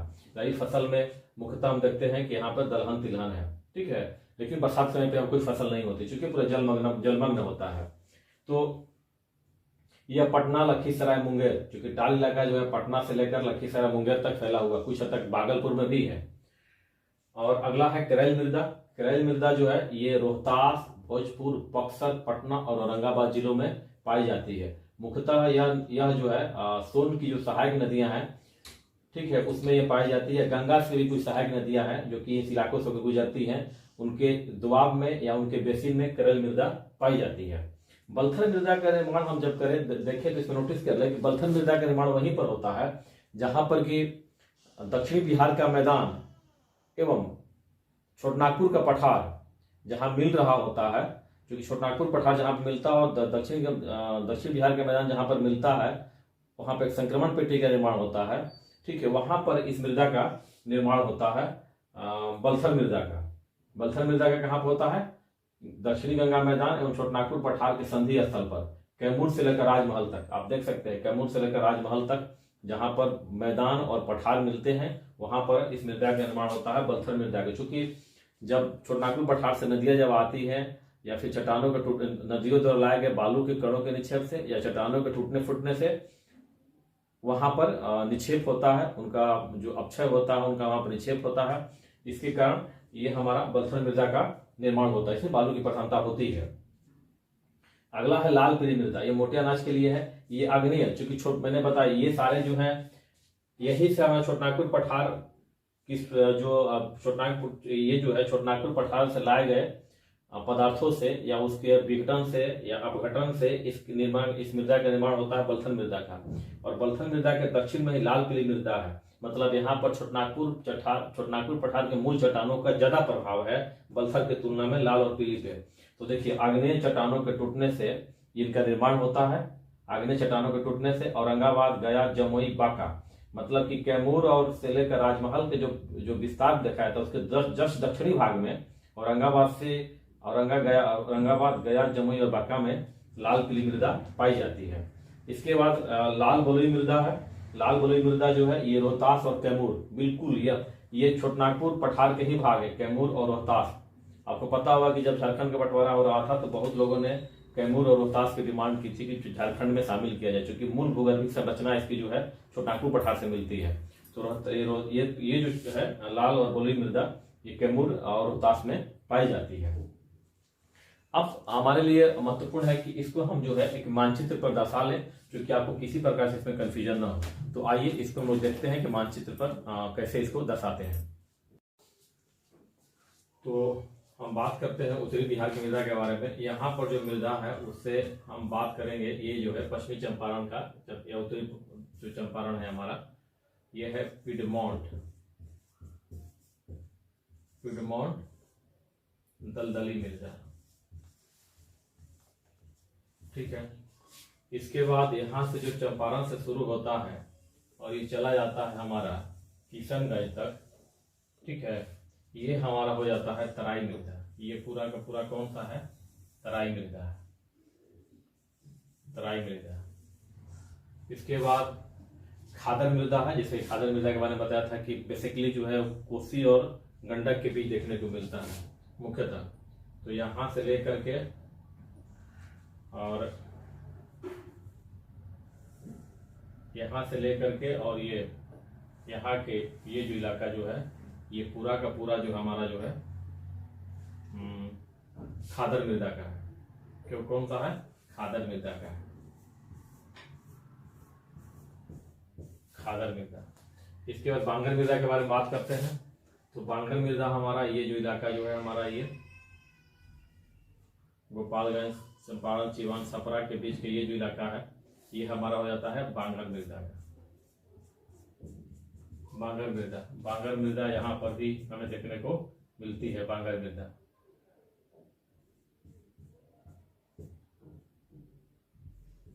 मृदा। ठीक है, इसके बाद ये शेष भाग हमारा ये जो है ये हमारा होता है बाल सुंदरी। ये हमारा हो गया बाल सुंदरी। तो हमने दिखा दिया पिडमॉन्ट सॉइल। यहाँ हमारा हो गया तराई मृदा। ये हमारा हो गया खादर मृदा। ये हमारा हो गया बांगर मृदा। ये भी हमारा है बांगर मृदा। और ये हमारा हो गया बाल सुंदरी मृदा। अब हम आते हैं टाल मृदा।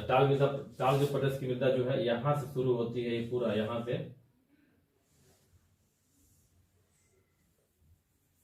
टाल मृदा यहां से शुरू होती है और ये चली जाती है पूरा भागलपुर के इलाके तक। तो ये हमारा जो है टाल मृदा है। देखिए गंगा के दक्षिण, ये हमारी गंगा नदी हो गई, ये हमारा गंगा नदी है, ये हमारी गंगा नदी का रूट है। ये हमारी हो गई टाल मृदा, बिहार की टाल मृदा। इसके बाद करेल मृदा है। तो करैल मृदा, अच्छा यहाँ पे ये हमारा जो है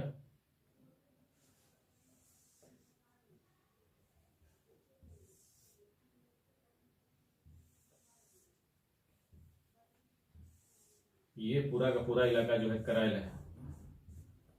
ये कौन सी मृदा का है? करैल मृदा का है। ठीक है। अच्छा, करैल मृदा का थोड़ा सा इधर भी है करैल मृदा, ये हमारा क्या हो गया? करैल मृदा। और ये जो बच जाता है ये भी फिर हमारा कौन सी मृदा है? बांगर मृदा, जो इस प्रकार से हम लोगों ने दिखाया है। तो ये हमारी हो गई करैल मृदा और ये हमारी हो गई बांगर मृदा, मतलब पुराना जलोढ़ मृदा, बांगर मृदा। इसके बाद थोड़ा सा करेक्शन करना पड़ेगा, चूंकि सॉरी इसके लिए यहाँ पे करेक्शन यहाँ पे है। ठीक है। अब ये देखिए बांगर मृदा हो गया। बलथर मृदा जो है यही दक्षिण का ये पूरा का पूरा ये जो भाग हमारा है राजमहल से लेके यहाँ तक, ये हमारा हो जाता है बलथर मृदा।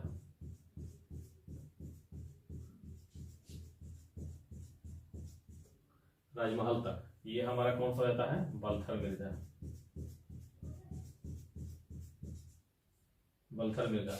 अच्छा, थोड़ा सा हमारा तिताल के साथ साथ बांगर मृदा का जो है खादर मृदा का विस्तार यहाँ पर भी है। ठीक है। ये हमारी हो गई बलथर मृदा। बलथर मृदा के बाद लाल पीली मृदा है। तो इसके बाद हमारा यहाँ पर ये जो पूरा दक्षिण में, बलथर के दक्षिण में, ये हमारा कौन सा हो जाएगा? लाल पीली मृदा। लाल पीली मृदा। इसके बाद यहाँ पर जो है ये औरंगाबाद, कैमूर का ये जो रोहतास का इलाका है, यहाँ पर फिर हम लोग को क्या मिल जाता है? लाल बलुई मृदा। दक्षिणी भाग में हमें मिल जाता है लाल बलुई मृदा। तो हमने सभी मृदा को देख लिया, एक बार फिर से देख लेते हैं। यहाँ पर पिटबंट मृदा है हमारी, यहाँ पर तराई मृदा चंपारण से लेकर के किशनगंज तक, और गंडक से लेकर कोसी तक प्रधानता, लेकिन कोसी के पूरब में भी है खादर मृदा, क्योंकि ये नदियों का पूरा जाल बिछा हुआ है। इसके बाद यहाँ पर हम देख लेते हैं कि बांगर मृदा है, क्योंकि ये हमने बताया था कि जो गंडक से लेकर के और घाघरा के बीच के जो नदियां, जो क्षेत्र है, वो मुख्यतः जो है बांगर मृदा का, भी जो खादर मृदा लेकिन मुख्यतः बांगर मृदा का है। बांगर मृदा का यहाँ पर भी इलाका है अररिया से, अररिया के दक्षिण, अररिया उसके दक्षिण कटिहार का कुछ भाग जो हमारा बांगर मृदा का है। ये हमारी बालसुंदरी मृदा मुजफ्फरपुर, सहरसा, दरभंगा के इलाका जो हमारा कौन सा है? बालसुंदरी का है। अब दक्षिण में आते हैं। दक्षिण में गंगा के दक्षिण में टाल प्रदेश से जला का निर्माण होता है, वहीं पर टाल प्रकार की मृदा का निर्माण होता है एकदम गंगा के दक्षिणी भाग में। गंगा के दक्षिण भाग के स्थित दक्षिण में थोड़ा सा यहाँ पर क्या होता है? खादर मृदा का निर्माण होता है। ये हमारा खादर मृदा का हो गया, उसके सट्टे एक पट्टी के रूप में। और ये हमारा जो है करैल मृदा का निर्माण होता है रोहतास, भोजपुर, पटना के कुछ जिले हैं, बक्सर इलाकों में कौन से होता है? करैल मृदा का। और करैल और खादर मृदा के दक्षिण में हमारा जो है बलथर मृदा का निर्माण हो चुकी है। यहीं पर छोटनागपुर के पठार की जो चट्टानी टुकड़े होते हैं, उसके नदियों द्वारा लाए गए जो टुकड़े होते हैं, उसका निक्षेप होता है, जो कहाँ से? ये जो हमारा बलथर मृदा का निर्माण होता है यहाँ ये राजमहल से लेकर के और ये रोहतास तक। ठीक है। बलथर मृदा का एकदम उसके दक्षिण में, और इसके बलथर मृदा के दक्षिण में जो लाल पीली मृदा का, जिसके बारे में बात पहले कर चुका हूँ, और लाल पीली के दक्षिण में मुख्यतः कैमूर और ये रोहतास में लाल बलुई मृदा का निर्माण होता है। इसको ध्यान में रखेंगे तो हमारे सारे प्रश्न बन जाएंगे। तो मुझे उम्मीद है कि ये वीडियो बाकी वीडियो की तरह पसंद आया होगा। पिक्चर क्वालिटी को लेकर के अगर आपके पास कोई इशू है तो आप कमेंट कर सकते हैं, और अगर वीडियो पसंद है तो लाइक कीजिए, शेयर कीजिए, जितना हो सके उसको शेयर कीजिए, सब्सक्राइब कीजिए चैनल को। Thank you.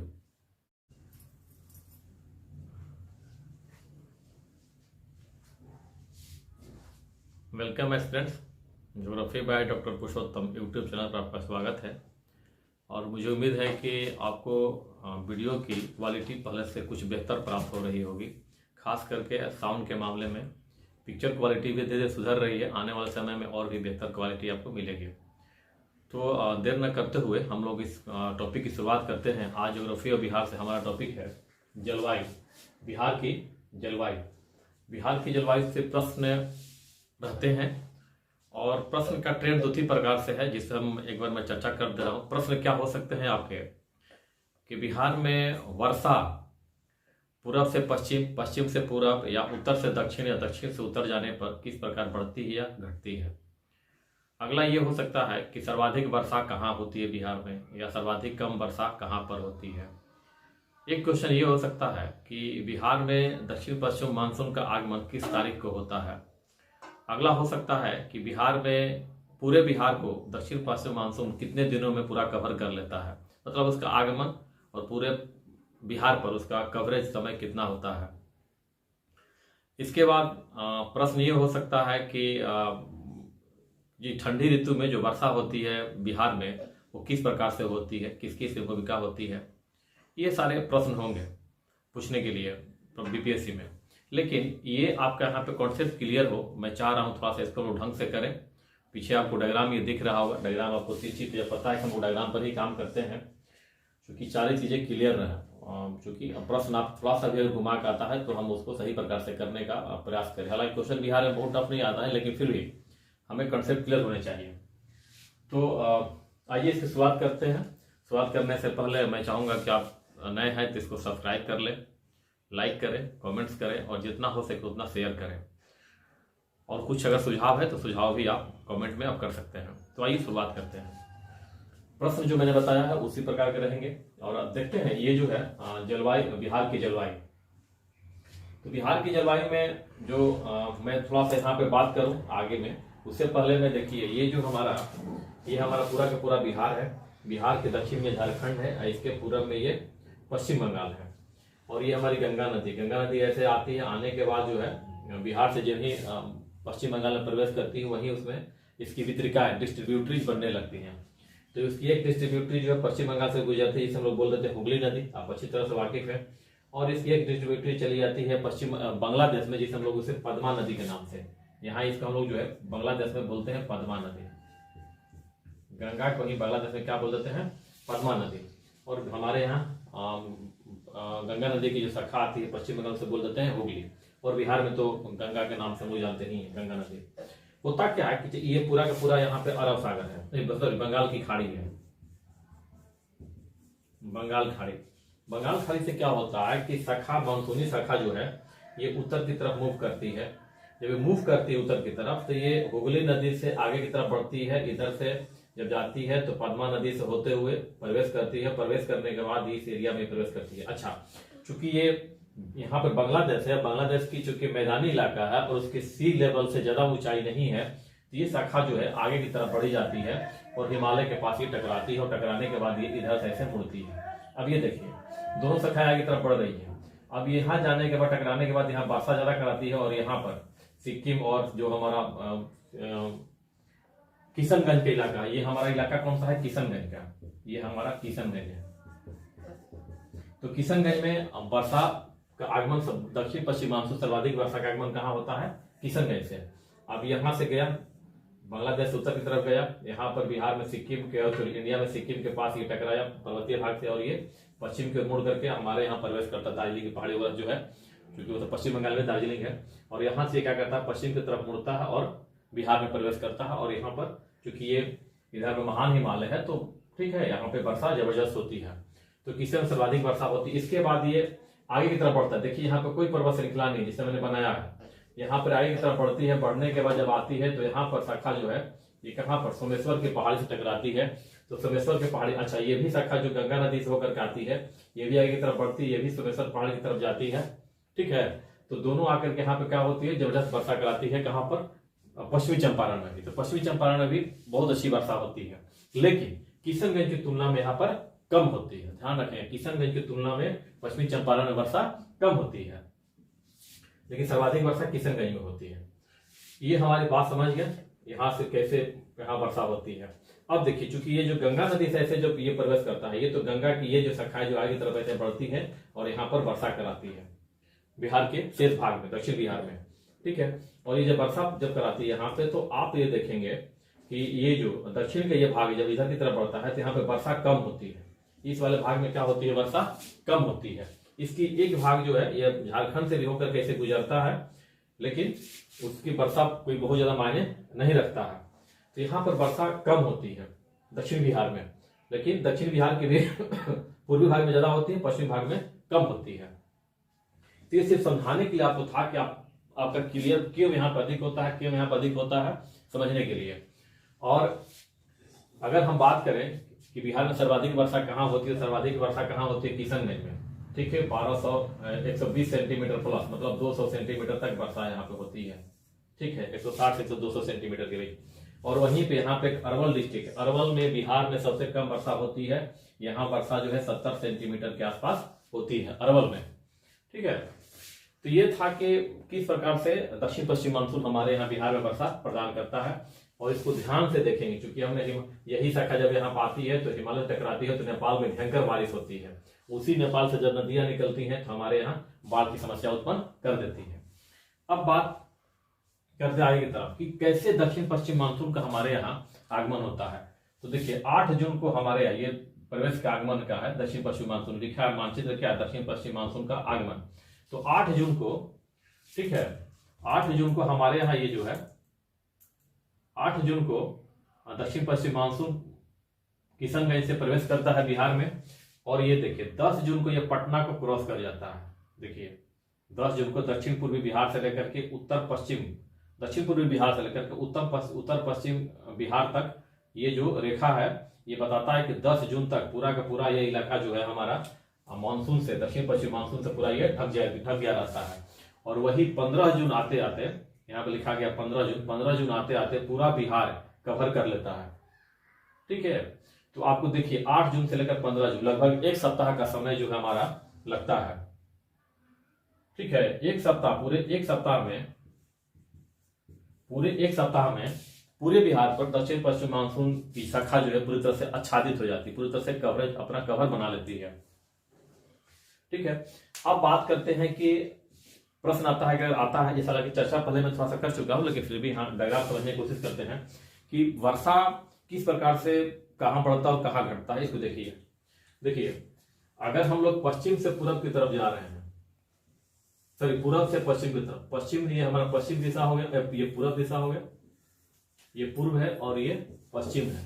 तो पूर्व से पश्चिम की तरफ जाते हैं तो वर्षा क्या होती है, घटती है, वर्षा घटती है, ठीक है। और दक्षिण से उत्तर की तरफ हम लोग जाते हैं तब भी वर्षा की मात्रा क्या होती है, वर्षा घटती है। ये सामान्य बात है। लेकिन अगर प्रश्न अगर इस प्रकार से पूछ दे बने रहे कि उसमें ऑप्शन के बारे में बहुत सारे ऑप्शन दिया रहे कि पश्चिम से पूरब की तरफ घटती है, ठीक है, फिर अगर दे दे कि पूरब से पश्चिम की तरफ घटती है, फिर नेक्स्ट अगर है कि पूरब से पश्चिम में प्रारंभ में घटती है फिर बढ़ती है, तो आंसर कौन हो जाएगा, प्रारंभ में, पूरब से पश्चिम की ओर प्रारंभ में घटती है, यहां से यहां तक घटती है, उसके बाद पुनः क्या होती है, पुनः जो है बढ़ने लगती है।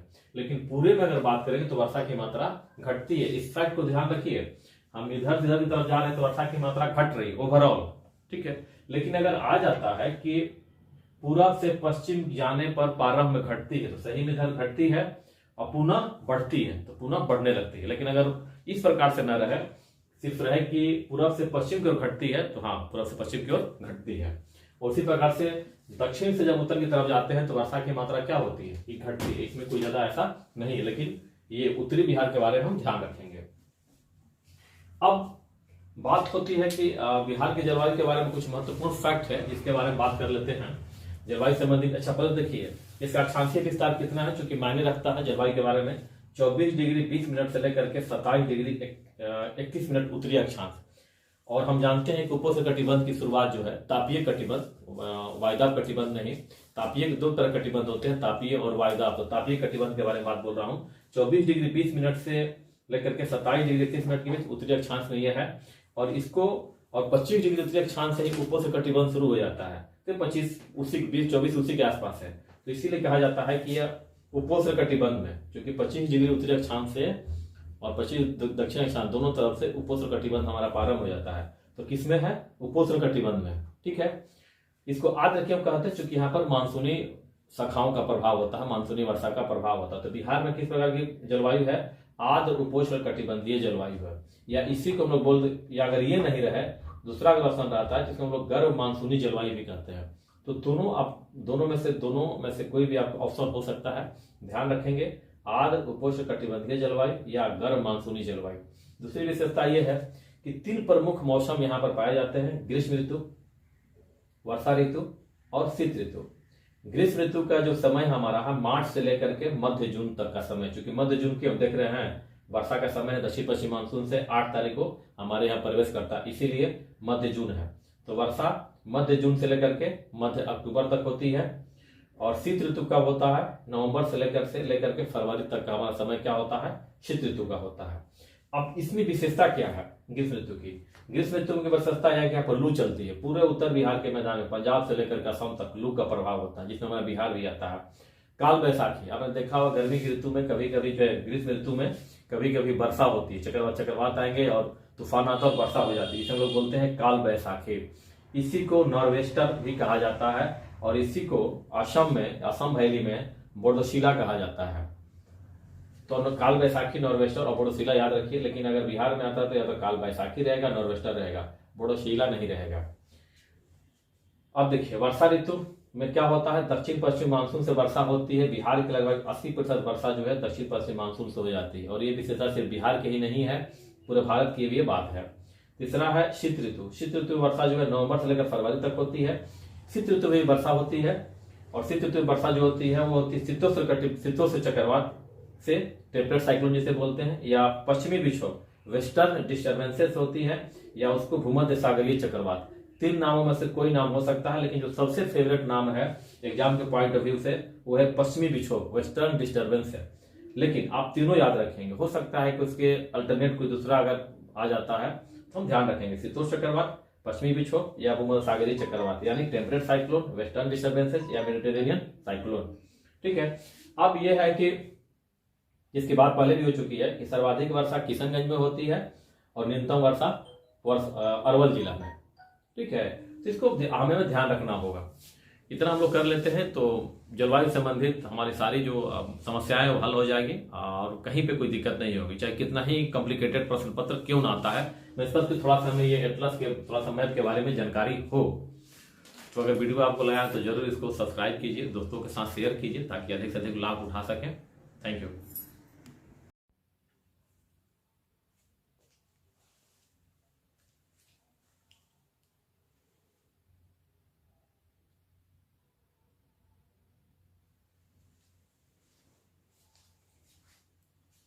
Welcome my friends, geography by doctor Purushottam YouTube channel पर आपका स्वागत है। मुझे उम्मीद है कि आपके पिछले सारे वीडियो आपको अच्छे लगे होंगे। इसका नाम ज्योग्राफी डॉक्टर पुरुषोत्तम जरूर है, लेकिन ये चैनल सिर्फ ज्योग्राफी के लिए डेडिकेटेड नहीं है। यह चैनल सामान्य अध्ययन के अन्य जो हमारे शाखाएँ हैं, इकोनॉमी हो गया, पॉलिटी हो गया, हिस्ट्री हो गया, खासतौर पर बिहार स्पेशल के बारे में, उसके लिए भी समर्पित है। तो आने वाले समय में सबको हम लोग कवर करेंगे। आज हम लोग बात करेंगे, काफ़ी महत्वपूर्ण टॉपिक है। इस टॉपिक को लेकर के प्रायः एस्पिरेंट्स में कन्फ्यूजन होता है और मटेरियल को लेकर के अभाव रहता है, क्लियरिटी नहीं रहती है। इसीलिए हमने आज के टॉपिक को लिया है एनर्जी और इलेक्ट्रिसिटी। एनर्जी इलेक्ट्रिसिटी मतलब कहाँ की? बिहार की एनर्जी और इलेक्ट्रिसिटी के बारे में हम लोग बात करेंगे आज। अब प्रश्न ये उठता है कि बिहार में एनर्जी सेक्शन से, इलेक्ट्रिसिटी सेक्शन से क्वेश्चन किस प्रकार से आए हुए हैं या आने की संभावना है। तो जैसे कि प्रश्न हमारे ये हो सकते हैं कि बिहार की कुल विद्युत उत्पादन वर्तमान समय में कितना है, एक फिगर दे देगा कि आर्थिक समीक्षा इतना के अनुसार कितना है, प्रति व्यक्ति बिजली की खपत कितनी है। ये भी पूछ सकता है कि बिहार के प्रति व्यक्ति बिजली की खपत राष्ट्रीय औसत से कितना % कम है या कितना अनुपात, कितना 1/3 है या आधा है या 1/4 है। इस संदर्भ में भी पूछा जा सकता है। प्रश्न ये हो सकते हैं कि बिहार के किस जिले में सर्वाधिक ऊर्जा की खपत है। हो सकता है कि जो प्रथम स्थान है ऊर्जा खपत में, उसका ना देकर दूसरे और तीसरे स्थान पर हो, उसका नाम दे दे। इसी प्रकार से प्रश्न आपके ये हो सकते हैं कि वर्तमान समय में बिहार में सर्वाधिक ऊर्जा खपत की वृद्धि दर कहाँ दर्ज की गई है। ये हमारे प्रश्न के प्रारूप होंगे या हो सकते हैं।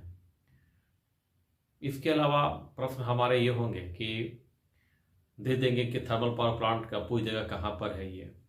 इसी प्रकार से हाइड्रल पावर प्लांट दे देगा और पूछ देगा कि कहाँ पर है ये। प्रश्न ये भी हो सकते हैं कि कुल विद्युत उत्पादन में कि राज्य सरकार की कितनी भागीदारी है जो बिहार के भौगोलिक क्षेत्र पर जो कुल ऊर्जा का उत्पादन होता है, जिसका उपयोग बिहार सरकार करता है या बिहार के हिस्से में आती है, उसमें से बिहार सरकार की कितनी भूमिका है, केंद्र सरकार की कितना भूमिका है, निजी क्षेत्र की कितनी भूमिका है, जल विद्युत का क्या अनुपात है, थर्मल का क्या अनुपात है, रिन्यूएबल एनर्जी की क्या अनुपात है, इस प्रकार से प्रश्न हमारे रहेंगे। तो इन सभी बातों को हम लोग प्रकाश डिटेल से समझेंगे और ये भी से समझेंगे कि जो BACV जो है वो 5 भागों में बांटा है, तो कौन कौन से भाग हैं। इसके बाद ब्रेडा के बारे में बात करेंगे, सबके बारे में बात करेंगे बारी बारी से। तो पहले जो हम लोग शुरुआत करते हैं, जो हमारा ये महत्वपूर्ण टॉपिक है ऊर्जा का, कि ऊर्जा के कुल विद्युत उत्पादन कितना होता है, ये शुरू करें। इससे पहले मैं चाहूँगा कि आप इस चैनल को सब्सक्राइब करें, लाइक करें, कमेंट जरूर करें। कमेंट करने से मुझे पता चलता है कि मुझे अपनी गुणवत्ता को किस दिशा में मुड़नी है। तो इस पर आप काम थोड़ा सा कमेंट भी करें और जितना हो सके इसको दोस्तों में सर्कुलेट करें, क्योंकि इसका लाभ सबको मिल सके। और आइए शुरुआत करते हैं। तो हमारा जो बिहार है, जिससे हमारा टॉपिक है एनर्जी और इलेक्ट्रिसिटी, माने बिहार की एनर्जी और विद्युत।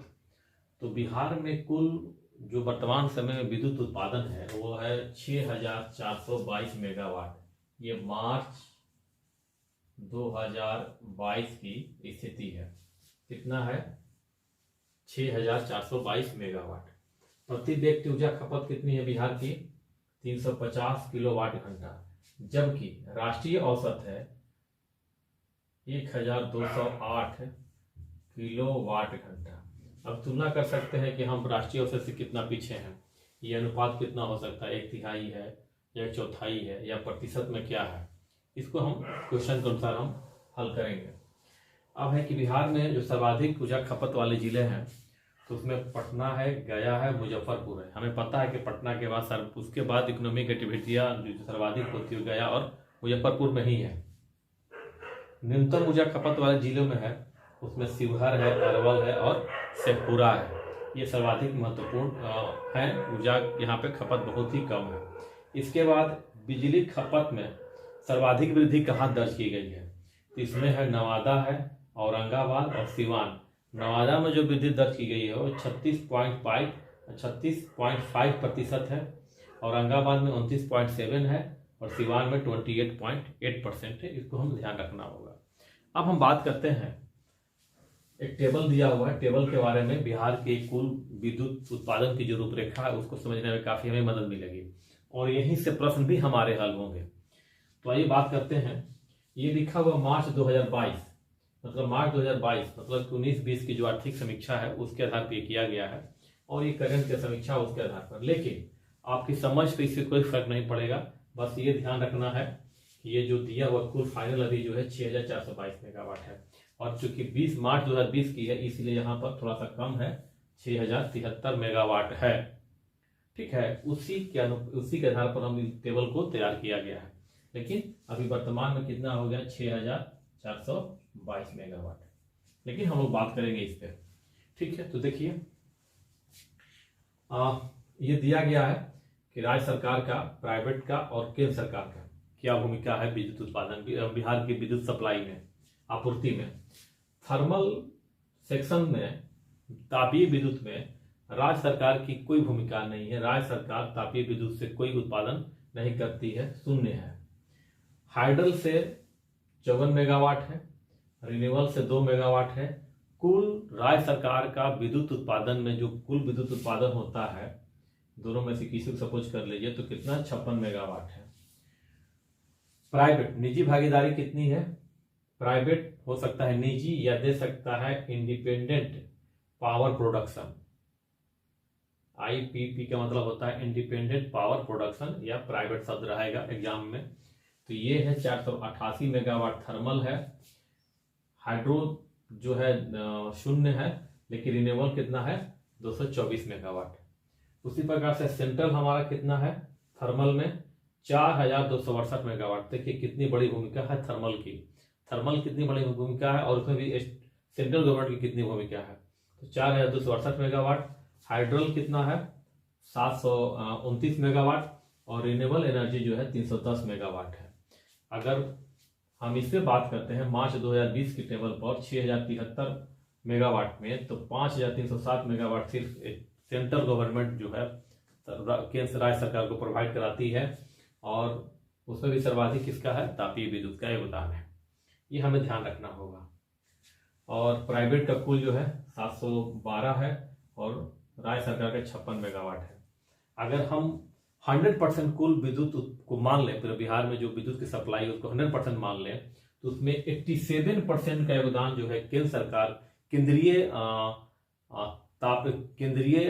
विद्युत उत्पादन केंद्रों का है। केंद्रीय विद्युत उत्पादन केंद्रों कितना है, 87%, 12% निजी क्षेत्र का है, और राज्य सरकार का मात्र 1% योगदान है। ये बहुत ही महत्वपूर्ण फैक्ट है, इसको ध्यान में रखेंगे। ये सारी चीजें होंगी। अब चूंकि यहाँ पर रिन्यूएबल आ गया और हाइड्रल आ गया है, तो हमने सोचा कि थोड़ा सा इसके बारे में बात कर लिया जाए, ऊर्जा संसाधन के प्रकार के बारे में। तो ऊर्जा संसाधन जो है 2 प्रकार के होते हैं, ठीक है। एक को बोलते हैं अननवीकरणीय, मतलब कि नॉन रिन्यूएबल, और अगला होता है रिन्यूएबल, मतलब कि नवीकरणीय। अननवीकरणीय ऊर्जा स्रोत वो होते हैं जिनका कि एक बार अगर उनका भंडार समाप्त हो जाता है तो पुनः उसको हम लोग पुनर्जीवित नहीं कर सकते, पुनर्धार नहीं कर सकते हैं। तो उसमें है जीवाश्म संसाधन जैसे कोयला, पेट्रोलियम, प्राकृतिक गैस, ठीक है। इसके साथ साथ परमाणु आधारित ऊर्जा स्रोत भी हैं। परमाणु आधारित ऊर्जा स्रोत जैसे कि थोरियम, यूरेनियम, जिर्कोनियम, इल्मेनाइट, ये सब आते हैं। और अननवीकरणीय ऊर्जा स्रोत में है सौर ऊर्जा, जल विद्युत ऊर्जा, पवन ऊर्जा, ज्वारीय ऊर्जा और भूतापीय ऊर्जा, और अन्य ऊर्जा स्रोत भी आते हैं नवीकरणीय में। लेकिन सबकी बात नहीं करना, क्योंकि जितना काम उतना पर हम लोग काम करेंगे। बिहार में अन्य के कोई उपयोग नहीं है, भूमिका नहीं, इसीलिए हमने इतना को ही लिया है। ये नवीकरणीय है। अब आपके प्रश्न उठ सकता है कि यहाँ पे तो जल विद्युत भी दिया है, नवीकरणीय में आपने यहाँ पे हाइड्रो को अलग कर दिया, रिन्यूएबल को अलग कर दिया है। ये इसलिए अलग दिखाया गया है कि बिहार सरकार में हाइड्रो और रिन्यूएबल दोनों को रेगुलेट करने के लिए, दोनों को मैनेजमेंट करने के लिए अलग अलग संस्थाएं हैं, अलग अलग संस्थाएं हैं। तो दोनों अलग अलग रिन्यूएबल होने के साथ भी दोनों अलग अलग संस्थाएं, इसीलिए दोनों को अलग अलग टेबल में यहाँ पर दिखाया गया। नहीं तो हाइड्रो भी हमारा किस में है, रिन्यूएबल में है, और रिन्यूएबल स्रोत तो हमारा है ही, ठीक है। और दूसरा यह है कि बिहार में जितने भी हाइड्रो पावर प्लांट है वो मैक्सिमम जो है गैर परंपरागत है। जो जल विद्युत के अंदर परंपरागत में भी आते हैं और गैर परंपरागत में भी आता है। इसका आधार है कि कितने मेगावाट का है। अगर 25 मेगावाट से ऊपर का है तब तो वो परंपरागत ऊर्जा स्रोत में है, और 25 मेगावाट से कम का है तो वो हमारा आता है गैर परंपरागत ऊर्जा स्रोत में, ठीक है। तो ये एक अलग एंगल है मूल्यांकन करने का। तो इस टेबल को अगर हम देख लीजिए तो हमारा बहुत सारे क्वेश्चन को सॉल्व हो जाएगा। लेकिन हम यही नहीं रुकेंगे, हम बात करेंगे कि थर्मल पावर प्लांट कौन कौन से हैं, हाइड्रो पावर प्लांट कौन कौन से, रिन्यूएबल में बिहार की क्या क्या भूमिका है, कौन कौन सी एजेंसियां थर्मल को रेगुलेट करती है, हाइड्रो को रेगुलेट करती है, कौन कौन से थर्मल प्लांट हैं, इस सब के बारे में बात करेंगे। तो आइए हम बात करते हैं थर्मल पावर प्लांट और हाइड्रो पावर प्लांट के कौन कौन सी एजेंसियां हैं और कौन कौन से इनके अंतर्गत प्लांट है। तो आइए इसको देखते हैं।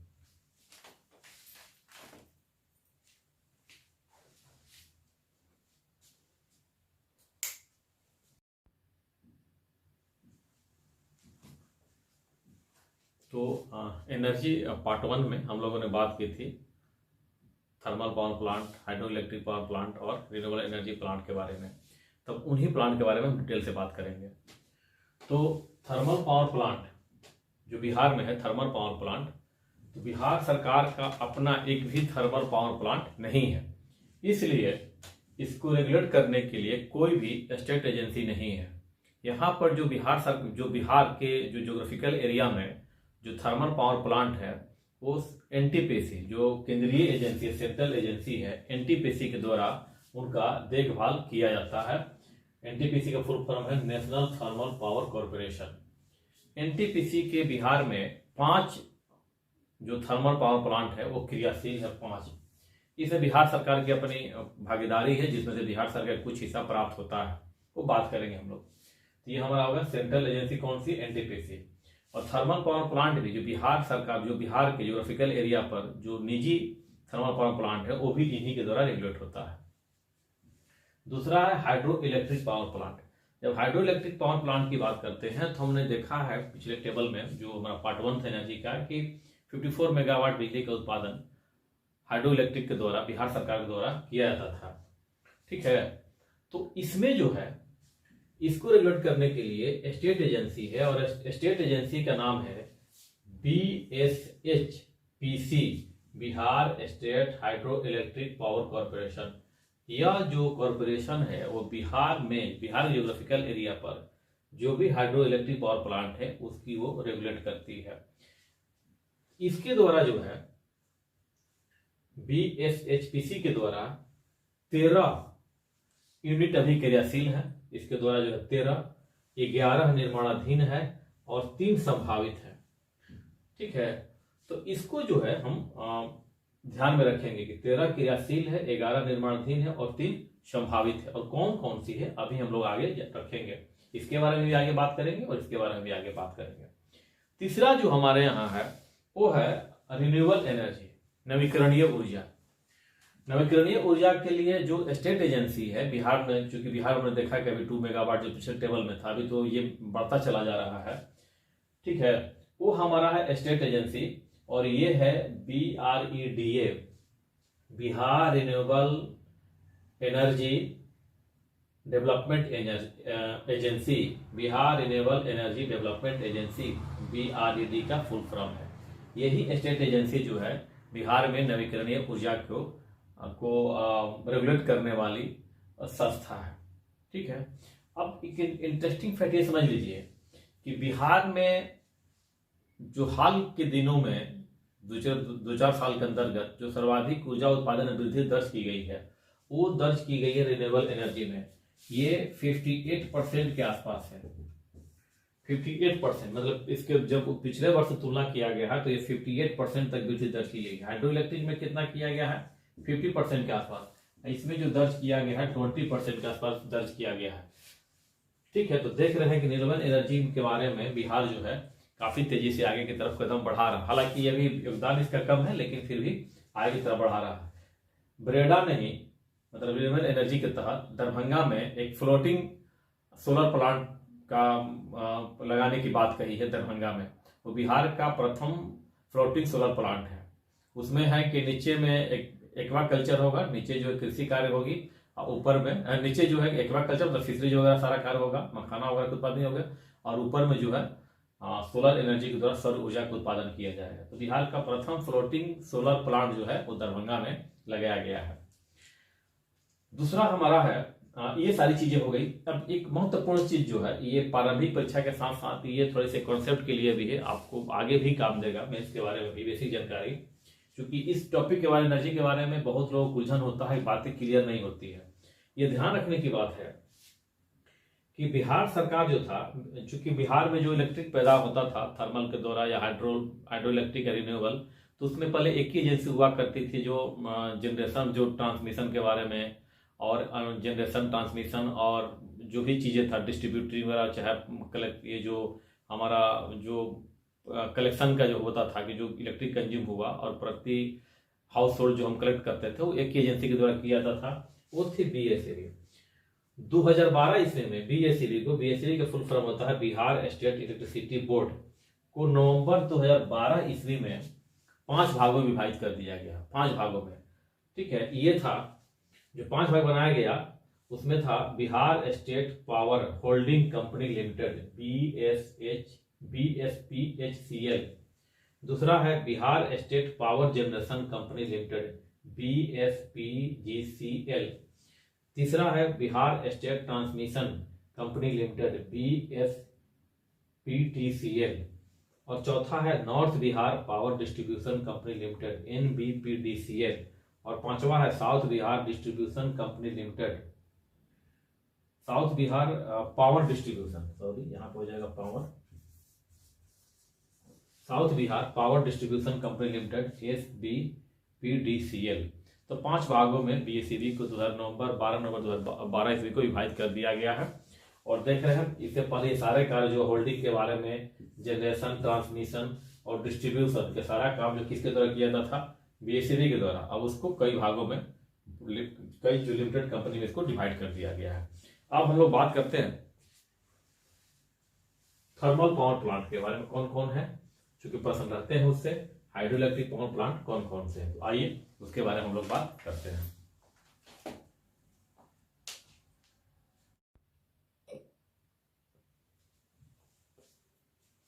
तो बात करते हैं ताप विद्युत केंद्र के बारे में, बिहार में जो एनटीपीसी द्वारा संचालित है। इसमें है Barauni Barauni thermal power station Begusarai, Kanti बिजली उत्पादन निगम limited Muzaffarpur, Nabinagar plant Aurangabad, power project Buxar Chausa, Kahalgaon thermal power station Bhagalpur. इसके साथ महत्वपूर्ण यह है कि एक एनटीपीसी के द्वारा ही प्रस्तावित है बिहार में अल्ट्रा मेगा पावर प्रोजेक्ट, जो कि बांका डिस्ट्रिक्ट में है। अगर ये प्रोजेक्ट लागू हो जाता है, बन जाता है बिहार में, तो इसकी ये बिहार का सबसे बड़ा थर्मल पावर स्टेशन हो जाएगा, जिसकी की उत्पादन क्षमता 4000 मेगावाट होगी। अब ये देखना है कि बरौनी थर्मल पावर स्टेशन जो है पोलैंड देश के द्वारा निर्मित है, और दूसरा कांटी बिजली उत्पादन निगम लिमिटेड जो है ये भेल के द्वारा निर्मित है। तो ये था हमारा ताप विद्युत केंद्र प्रमुख। पूछता है कहाँ पर है, एक जो है एडिशनल इंफॉर्मेशन है कि पोलैंड के द्वारा, ये भेल के द्वारा। कहीं प्रश्न आ जाए तो ये हमारे काम का आ जाएगा और हमारा नंबर जरूर बाकी से ज्यादा रहेगा। अब जल विद्युत केंद्र के बारे में, तो जल विद्युत केंद्र में जानते हैं कि 13 क्रियाशील है, 11 निर्माणाधीन है और 3 जो है प्रस्तावित संभावित है, 3 संभावित है। तो इसमें जो बात करें अगर हम, तो इसमें है कोसी जल विद्युत सुपौल, पूर्वी गंडक पश्चिमी चंपारण, पूर्वी सोन जल विद्युत केंद्र रोहतास, पश्चिमी सोन जल विद्युत केंद्र रोहतास, अग्नूर जल विद्युत केंद्र अरवल, ढेलाबाग जल विद्युत केंद्र रोहतास, त्रिवेणी जल विद्युत केंद्र पश्चिमी चंपारण, नासरीगंज जल विद्युत केंद्र रोहतास, सेवरी जल विद्युत केंद्र रोहतास, जयनगरा भी रोहतास में है, श्रीखंडा जल विद्युत केंद्र भी रोहतास में है, बेलसर अरवल में है, और अरवल डिस्ट्रिक्ट के नाम पर एक अरवल जल विद्युत केंद्र भी है, अरवल में है। तो ये हमारे 13 हो गए।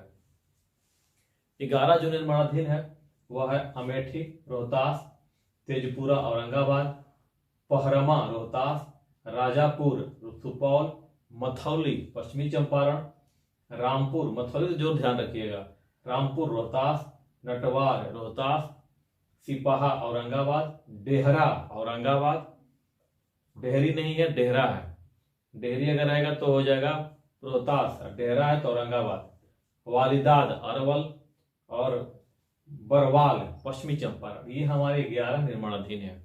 इसके साथ साथ 3 जो है संभावित हैं, जैसे कि पहला है डिगमरा जल विद्युत केंद्र, दूसरा है इंद्रपुरी जल विद्युत केंद्र, और तीसरा है गंडक बूढ़ी गंडक महानदी नदी बेसिन जल विद्युत परियोजना। तो ये हमारा तीसरा है। 3 ये संभावित है जो आने वाले समय में इसको निश्चित रूप से इसको क्रियाशील बनाया जाएगा। ठीक है, तो ये हमारा ताप विद्युत केंद्र और जल विद्युत केंद्र हो गया। इसको ध्यान रखेंगे, एक बार रीडिंग लगा लेंगे तो हमारे दिमाग में मस्तिष्क में बैठ जाएगा। क्योंकि हम लोग बिहार से हैं, कहीं ना कहीं बातें हमें सुनी हुई होती है, तो एक बार रीडिंग लगा लेंगे। देखने में बड़ा लग रहा है लेकिन आसानी से याद हो जाएगा। और एक वीडियो जो है हम लोग, एक जो हमारा रिकॉर्डिंग जो होगा, एक सेशन जो होगा वो होगा रिन्यूएबल एनर्जी पे पार्ट 3 में।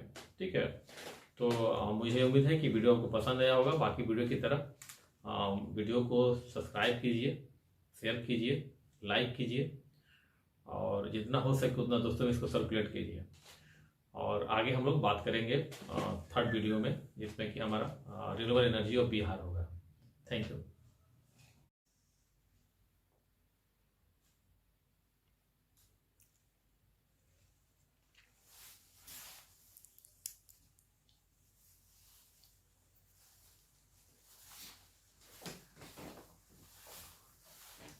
Welcome aspirants, geography by doctor Purushottam YouTube channel पर आपका स्वागत है। आज की सेशन में हम लोग मिनरल्स ऑफ बिहार, बिहार के खनिज संसाधन के बारे में बात करेंगे।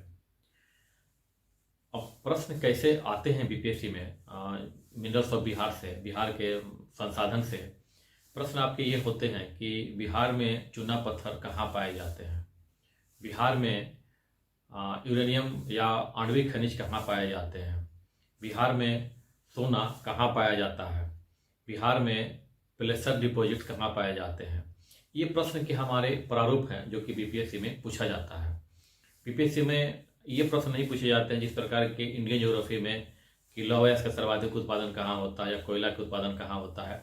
ये प्रश्न के प्रारूप बिहार में नहीं होते, बस ये पूछा जाता है कि किस एरिया में या किस चट्टान से संबंधित है, ये प्रारूप है। तो इस वीडियो की शुरुआत करने से पहले मैं एक बात बता दूंगा आपको कि यहाँ पे लिखा है बिहार की भूगर्भिक संरचना संबंधित खनिज, और बिहार की भूगर्भिक संरचना पर एक में शुरुआती वीडियो हम लोगों ने एक सेशन हम लोगों ने रखा है, तो आप उस सेशन को आप देख सकते हैं फिर से। हालांकि मैंने कुछ संशोधनों के साथ, सकारात्मक संशोधनों के साथ यहाँ पर फिर से उसको प्रस्तुत किया है। इसके बाद ही जो है हम लोग बात करेंगे खनिज संसाधन के बारे में। तो इस वीडियो की शुरुआत करें, हम लोग इस सेशन की शुरुआत करें उससे पहले आप नए हैं तो इस चैनल को सब्सक्राइब करें, लाइक करें, कमेंट्स करें, और अच्छा वीडियो अगर लगे तो आप शेयर करें, और अच्छा लगे तो कमेंट्स भी करें, क्योंकि पता चले कि मुझे किस प्रकार से और बेहतर वीडियो बनाना है। तो आइए इसकी शुरुआत करते हैं। देखिए, बिहार की भूगर्भिक संरचना संबंधित खनिज।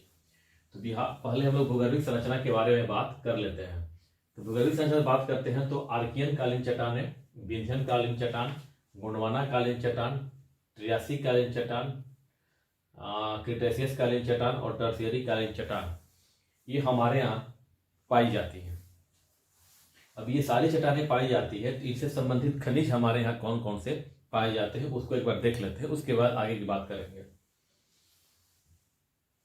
आर्कियन जो चट्टान हमारा है, आर्कियन चट्टान में अवरक, सोना, आणविक खनिज, मैग्नीज, लौह अयस्क पाए जाते हैं। अन्य खनिज पाए जाते हैं, लेकिन बिहार के संदर्भ में बात कर रहे हैं तो बिहार में ये है।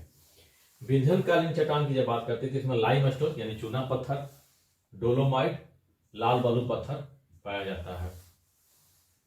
गोंडवाना कालीन चट्टान की बात करते हैं तो गोंडवाना कालीन चट्टान में कोयला पाया जाता है, हम लोग आप अच्छी तरह से जानते होंगे। और ये जो कोयला क्षेत्र बिहार में जो है हुटार कोयला क्षेत्र है औरंगाबाद में, वहां पर ये इसका निक्षेप गोंडवाना काल का देखने को मिलता है। ट्रियासी कालीन चट्टान जो है ये चूना प्रधान शैल का निर्माण हुआ है, और बिहार में इसका गुप्ता धाम एक जगह है रोहतास के पठार पर, वहां पर ये चट्टान देखने को मिलता है। इसके बाद क्रिटेशियस कालीन चट्टान की हम बात करते हैं। क्रिटेशियस कालीन चट्टान में जो है बॉक्साइट देखने को मिलता है, क्या बॉक्साइट। और टर्शियरी कालीन चट्टान जो है, टर्शियरी कालीन चट्टान में पेट्रोलियम और प्राकृतिक गैस देखने को मिलते हैं। अब ये मैप आपके सामने है, ये मैप पूरा नहीं अधूरा है, क्योंकि इसको पूरा हम लोग हम और आप मिलकर इसको करेंगे। आपने जैसा कि मैंने बताया कि बताया नहीं, मैं बता दे रहा हूं कि इससे जियोलॉजिकल स्ट्रक्चर ऑफ इंडिया पर एक सेशन हम लोग का शुरुआत में हुआ है, उसको आप वहां से देख सकते हैं। ठीक है, तो आगे कंटिन्यू करते हैं। यहाँ पर देखिए, ये बिहार का मैप है। बिहार के मैप में यहाँ पर विंध्यन कालीन चट्टानें पाई जाती हैं, और यहाँ पर आर्कियन कालीन चट्टानें पाई जाती हैं। हमें यहाँ पर टर्शियरी कालीन चट्टानें पाई जाती हैं। यहाँ पर क्या पाई जाती है, टर्शियरी कालीन चट्टानें यहाँ पर पाई जाती हैं।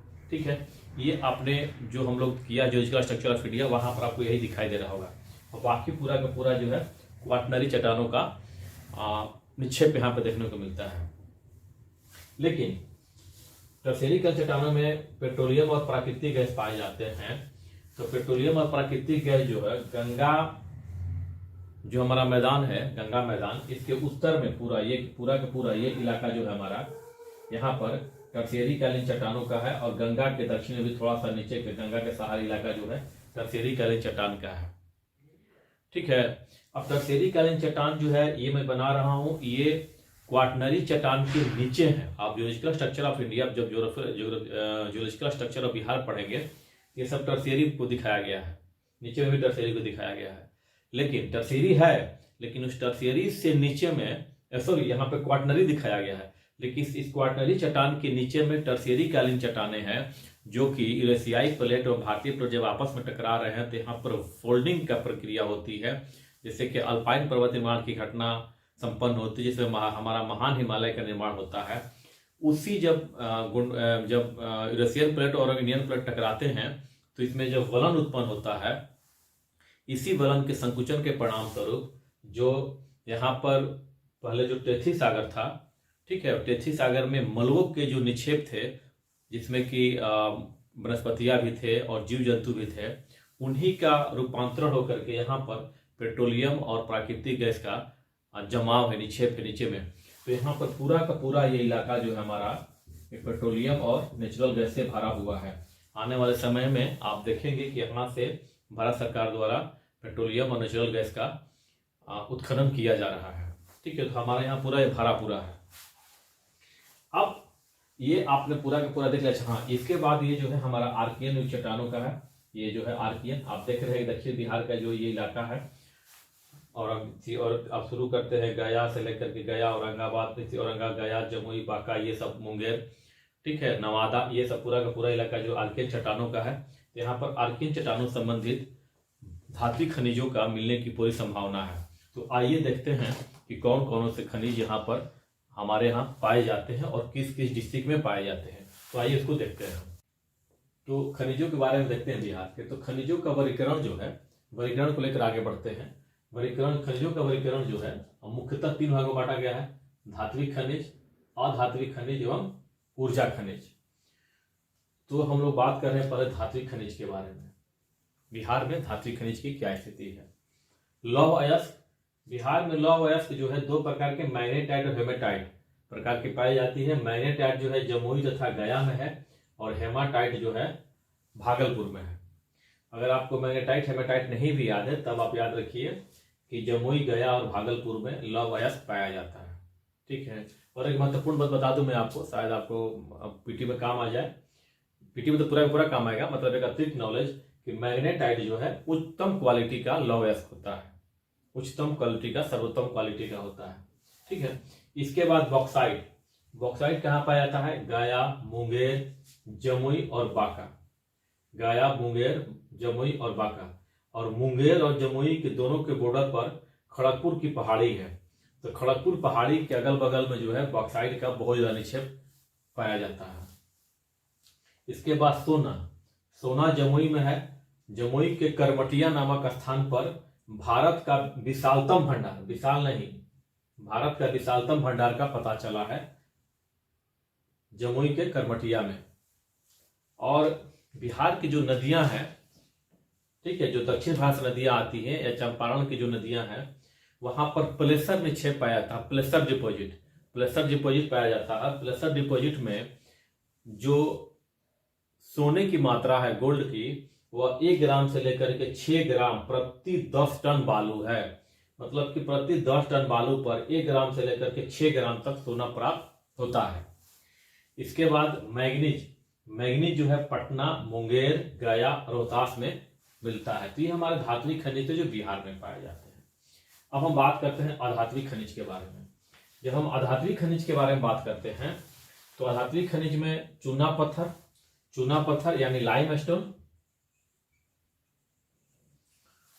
चूना पत्थर, लाइमस्टोन, लाइमस्टोन के बाद डोलोमाइट, जिप्सम, ये सब जो है शैल, चूना प्रधान शैलें हैं। चूना प्रधान शैलें के अंदर जिप्सम हो गया, डोलोमाइट, लाइमस्टोन। ठीक है, तो बिहार में तीनों पाई जाती है, लेकिन यहाँ पर चूना पत्थर डाला हुआ। तो चूना पत्थर के बदले में अगर आप पाया जाता है डोलोमाइट, डोलोमाइट या आ जाता है जिप्सम, जिप्सम, तो आंसर सबका सेम होगा। कहाँ पाया जाता है? कैमूर, रोहतास, औरंगाबाद। रोहतास का मुरली खान डोलोमाइट के लिए प्रसिद्ध है, वहां से डोलोमाइट निकाला जाता है मुरली खान से। तो मुरली खान याद रखिएगा कहाँ पर है?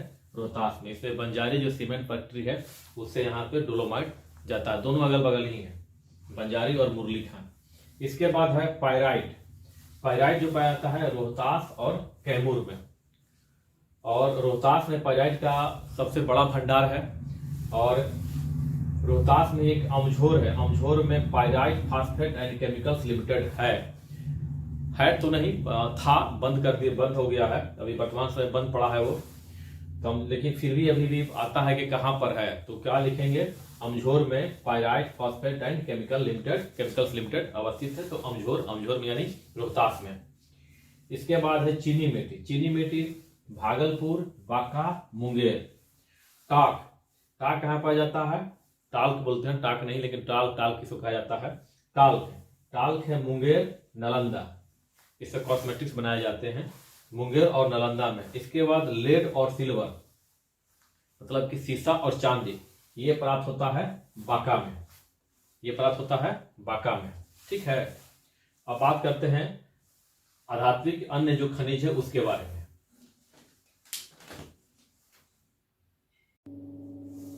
अधात्विक खनिजों में क्रोमाइट है, क्रोमाइट बांका का मंदार पहाड़ी क्षेत्र महत्वपूर्ण है। क्वार्जाइट मिलता है गया, नवादा, बांका, मुंगेर, जमुई। फेल्सपार मिलता है गया, नवादा, मुंगेर, भागलपुर। ग्रेफाइट बांका, रोहतास और गया। सोरा विस्फोटक सामग्री है, सोरा पटना, नालंदा, जहानाबाद। ग्लास सैंड बांका, बांका का पत्थर घट्टा जो क्षेत्र है वहां पे मिलता है। सिलिका सोन तट पर तथा मुंगेर के गंगा तट, सोन तट के किनारे तथा मुंगेर में जहां गंगा आकर, गंगा तट जो है मुंगेर का, वहां पर सिलिका का निक्षेप है और एस्बेस्टस जो है मुंगेर में प्राप्त होता है। तो ये था धात्विक और अधात्विक खनिज के बारे में। अभी हमने धात्विक कर लिया था, अब अधात्विक कभी किया हमने। अब बात करते हैं ऊर्जा संसाधन के बारे में। ऊर्जा संसाधन के बारे में बात करेंगे कोयला के बारे में, प्राकृतिक गैस और नेचुरल खनिज तेल और प्राकृतिक गैस, और तीसरा यूरेनियम तथा बेरिलियम। तो कोयला पाया जाता है औरंगाबाद में। औरंगाबाद का हुटार कोयला क्षेत्र महत्वपूर्ण है।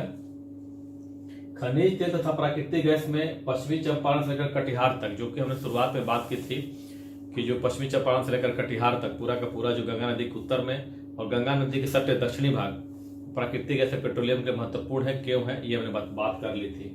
तो यहाँ पर यह पाया जाता है पश्चिमी चंपारण से कटिहार तक। इसके बाद यूरेनियम तथा बेरिलियम कहाँ मिलता है, गया में। तो ये दोस्तों तो हमारा बिहार के खनिज संसाधन जो काफी महत्वपूर्ण है प्रारंभिक परीक्षा के लिए, साथ ही साथ मुख्य परीक्षा के लिए, इसको आप ध्यान में रखेंगे। Thank you.